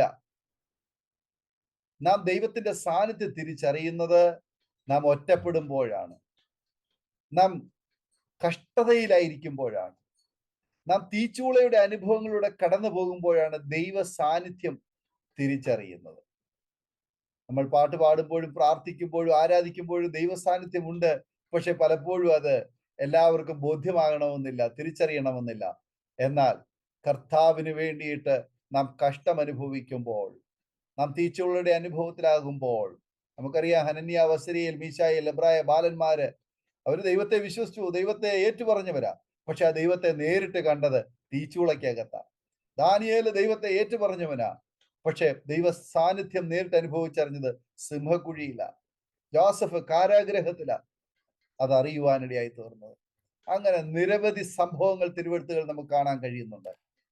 ആ ദൈവത്തിന്റെ സാന്നിധ്യം നമ്മൾ അനുഭവിച്ചറിയുന്നത് കഷ്ടതയുടെ തീച്ചൂളയിലായിരിക്കുമ്പോൾ. പ്രിയ കർത്താവിന്റെ ദാസൻ കടന്നുപോയ തീച്ചൂളയുടെ പല സന്ദർഭങ്ങളും ഒറ്റപ്പെടലിന്റെ അനുഭവങ്ങളിലും കർത്താവിനെ അടുത്തറിയുവാൻ ദൈവം അവസരങ്ങൾ ഒരുക്കി ഇന്നും വളരെ അനുഗ്രഹിക്കപ്പെട്ട നിലയിലെ കർത്തൃ ശുശ്രൂഷയിലായിരിക്കുന്നു എന്ന് കേൾക്കാൻ കഴിഞ്ഞു. രാജസ്ഥാനിലെ ഡിയോളി എന്ന് പറയുന്ന സ്ഥലത്ത് ദീർഘവർഷങ്ങളായി പാർത്തുകൊണ്ട് കർത്താവിന്റെ വേല ചെയ്തു വരുന്നു. ഞാനൊരു കാര്യം പ്രത്യേകം ശ്രദ്ധിച്ചു. ഒരു കത്തോലിക്ക പുരോഹിതനായിട്ട് ഒരു കത്തോലിക്ക ചർച്ചിൽ ശുശ്രൂഷ ചെയ്യുവാനാണ് ചെറുപ്പത്തിൽ ആഗ്രഹിച്ചതെങ്കിലും പിന്നത്തേതില് ഒരു കത്തോലിക്ക സഭയിൽ പുരോഹിതനായിട്ടല്ല, ഒരു പാസ്റ്ററായിട്ട് കർത്താവിന്റെ മഹത്വമുള്ള ശുശ്രൂഷ ചെയ്യുവാൻ ദൈവം അവസരം ഒരുക്കി എന്നുള്ളതാണ്. ഇന്നും ആ ശുശ്രൂഷയ്ക്ക് നമ്മെ വിഘ്നം കൂടാതെ തുടരുവാൻ ദൈവം സഹായിച്ചുകൊണ്ടിരിക്കുന്നു. ദൈവം അവിടെ ആത്മാക്കളെ എഴുന്നേൽപ്പിച്ചു, പ്രവർത്തനത്തെ വിശാലമാക്കി. ഒരു മനുഷ്യനുമില്ലാതെ, ആത്മാക്കളില്ലാതെ, സുവിശേഷ പ്രവർത്തനങ്ങളില്ലാതെ മരുഭൂമി രാജസ്ഥാന് പൊതുവെ ഒരു ഡ്രൈ ലാൻഡാണ്. ആ ഇടങ്ങളിൽ ഒരാത്മാവിന് വേണ്ടിയിട്ട് ഇടവിൽ നിൽക്കുവാൻ തയ്യാറായപ്പോൾ ദൈവം അനേക ആത്മാക്കളെ അവിടെ എഴുന്നേൽപ്പിക്കുവാൻ, അനേക ദൈവമക്കളെ അവിടെ എഴുന്നേൽപ്പിക്കുവാൻ ഇന്ന് അനുഗ്രഹിക്കപ്പെട്ടതായ പല പ്രവർത്തനങ്ങൾ അവിടെ ഉണ്ടെന്ന് കേൾക്കാൻ കഴിഞ്ഞു. ശക്തമായ ശുശ്രൂഷകൾക്ക്, പ്രാർത്ഥനാ കൂട്ടായ്മകൾക്ക് നേതൃത്വം കൊടുക്കുന്നു എന്ന് കേൾക്കാൻ കഴിഞ്ഞു. അതോടൊപ്പം തന്നെ സുവിശേഷ വിരോധികളുടെ ശക്തമായ ക്രൂരമായ പീഡനത്തിന് വിധേയപ്പെട്ടു എന്നും കേൾക്കാൻ കഴിഞ്ഞു. ഇതൊക്കെ നമുക്ക് പ്രതിഫലം അനവധിയായി നമ്മുടെ ജീവിതത്തിൽ വർദ്ധിക്കുവാൻ കർത്താവ് ഒരുക്കുന്ന ഓരോ സാധ്യതകളാണ്. ഈ കഷ്ടതയാകുന്ന ആ കുരിശ് നമ്മൾ വഹിക്കുമ്പോൾ കർത്താവ് നമുക്ക് വേണ്ടി ഒരുക്കുന്നത് വലിയൊരു പ്രതിഫലമാണ്. അതുകൊണ്ട് ഈ സുവിശേഷ വിരോധികളുടെ ഉപദ്രവവും നമ്മുടെ പ്രിയപ്പെട്ടവരുടേതായ അവഗണനയും ഒറ്റപ്പെടുത്തലുകളും എല്ലാം ദൈവം നമുക്ക് വേണ്ടി ഒരുക്കിയിരിക്കുന്ന പ്രതിഫലം വർദ്ധിപ്പിച്ചുകൊണ്ടിരിക്കുന്നു. അതുകൊണ്ട് ദൈവദാസനെയും കുടുംബത്തെയും പിന്നെയും ദൈവം ആക്കിയിരിക്കുന്ന ഇടത്ത് സൗഖ്യത്തോടെ, ആരോഗ്യത്തോടെ ശക്തമായി ശുശ്രൂഷയിൽ വർദ്ധിച്ചു വരുവാൻ ദൈവം ഉപയോഗിക്കട്ടെ എന്ന് ഇത്തരണത്തിൽ ആശംസിക്കുന്നു, പ്രാർത്ഥിക്കുന്നു. അനുഗ്രഹിക്കപ്പെട്ട സാക്ഷ്യം, വിലപ്പെട്ട സമയം വേർതിരിച്ച് അരോമ TV ശ്രോതാക്കളോടൊപ്പം പങ്കുവച്ചതിന് ഒരു പ്രാവശ്യം കൂടെ നന്ദി, സ്നേഹം, കടപ്പാടും അറിയിക്കുന്നു. ദൈവം ധാരാളമായി അനുഗ്രഹിക്കുമാറാകട്ടെ. പ്രേക്ഷകർക്ക് ഈ സാക്ഷ്യം ഒരു വേറിട്ട അനുഭവമായി തീർന്നു എന്ന് ഞാൻ വിശ്വസിക്കുന്നു. പ്രേക്ഷകരെ, ഈ സാക്ഷ്യം നിങ്ങളുടെ പ്രിയപ്പെട്ടവർക്ക്, സുഹൃത്തുക്കൾക്ക് നിങ്ങൾ ഷെയർ ചെയ്ത് കൊടുക്കണം. നിങ്ങളുടെ വിലയേറിയ അഭിപ്രായങ്ങളും നിർദ്ദേശങ്ങളും കമന്റ് ബോക്സിൽ രേഖപ്പെടുത്താൻ മറക്കരുത്. നിങ്ങൾക്കൊരു പ്രാർത്ഥനാ വിഷയമുണ്ട്, ഞങ്ങളുമായി പങ്കുവയ്ക്കാൻ നിങ്ങൾ ആഗ്രഹിക്കുന്നുവെങ്കിൽ സ്ക്രീനിൽ കാണുന്ന വാട്സപ്പ് നമ്പറിൽ ഞങ്ങളെ അറിയിക്കൂ. ഞങ്ങൾ നിങ്ങൾക്ക് വേണ്ടി പ്രാർത്ഥിക്കുന്നു. സാക്ഷ്യം പറഞ്ഞ പ്രിയപ്പെട്ടവരോടൊപ്പം എല്ലാ തിങ്കളാഴ്ചയും രാത്രി 8:30 മണി മുതൽ ഓൺലൈനിലൂടെ നടക്കുന്ന പ്രാർത്ഥനാ കൂട്ടായ്മയിലും നിങ്ങൾക്ക് പങ്കെടുക്കാവുന്നതാണ്. അടുത്ത അനുഗ്രഹിക്കപ്പെട്ട ഒരു സാക്ഷ്യവും വചനചിന്തയുമായി നാം വീണ്ടും കൂടി കാണും വരെ എല്ലാ പ്രിയപ്പെട്ടവർക്കും good bye. God bless you all. Amen, amen. aromamary.com നല്ലൊരു വരനെ കണ്ടു. നമുക്കൊന്ന് നോക്കിയാലോ?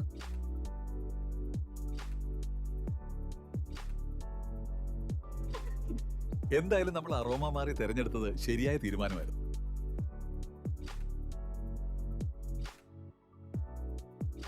aromamary.com വെബ്സൈറ്റ് ആൻഡ് മൊബൈൽ ആപ്ലിക്കേഷനിലൂടെ ജീവിത പങ്കാളിയെ കണ്ടെത്തൂ. രജിസ്ട്രേഷൻ തികച്ചും സൗജന്യം.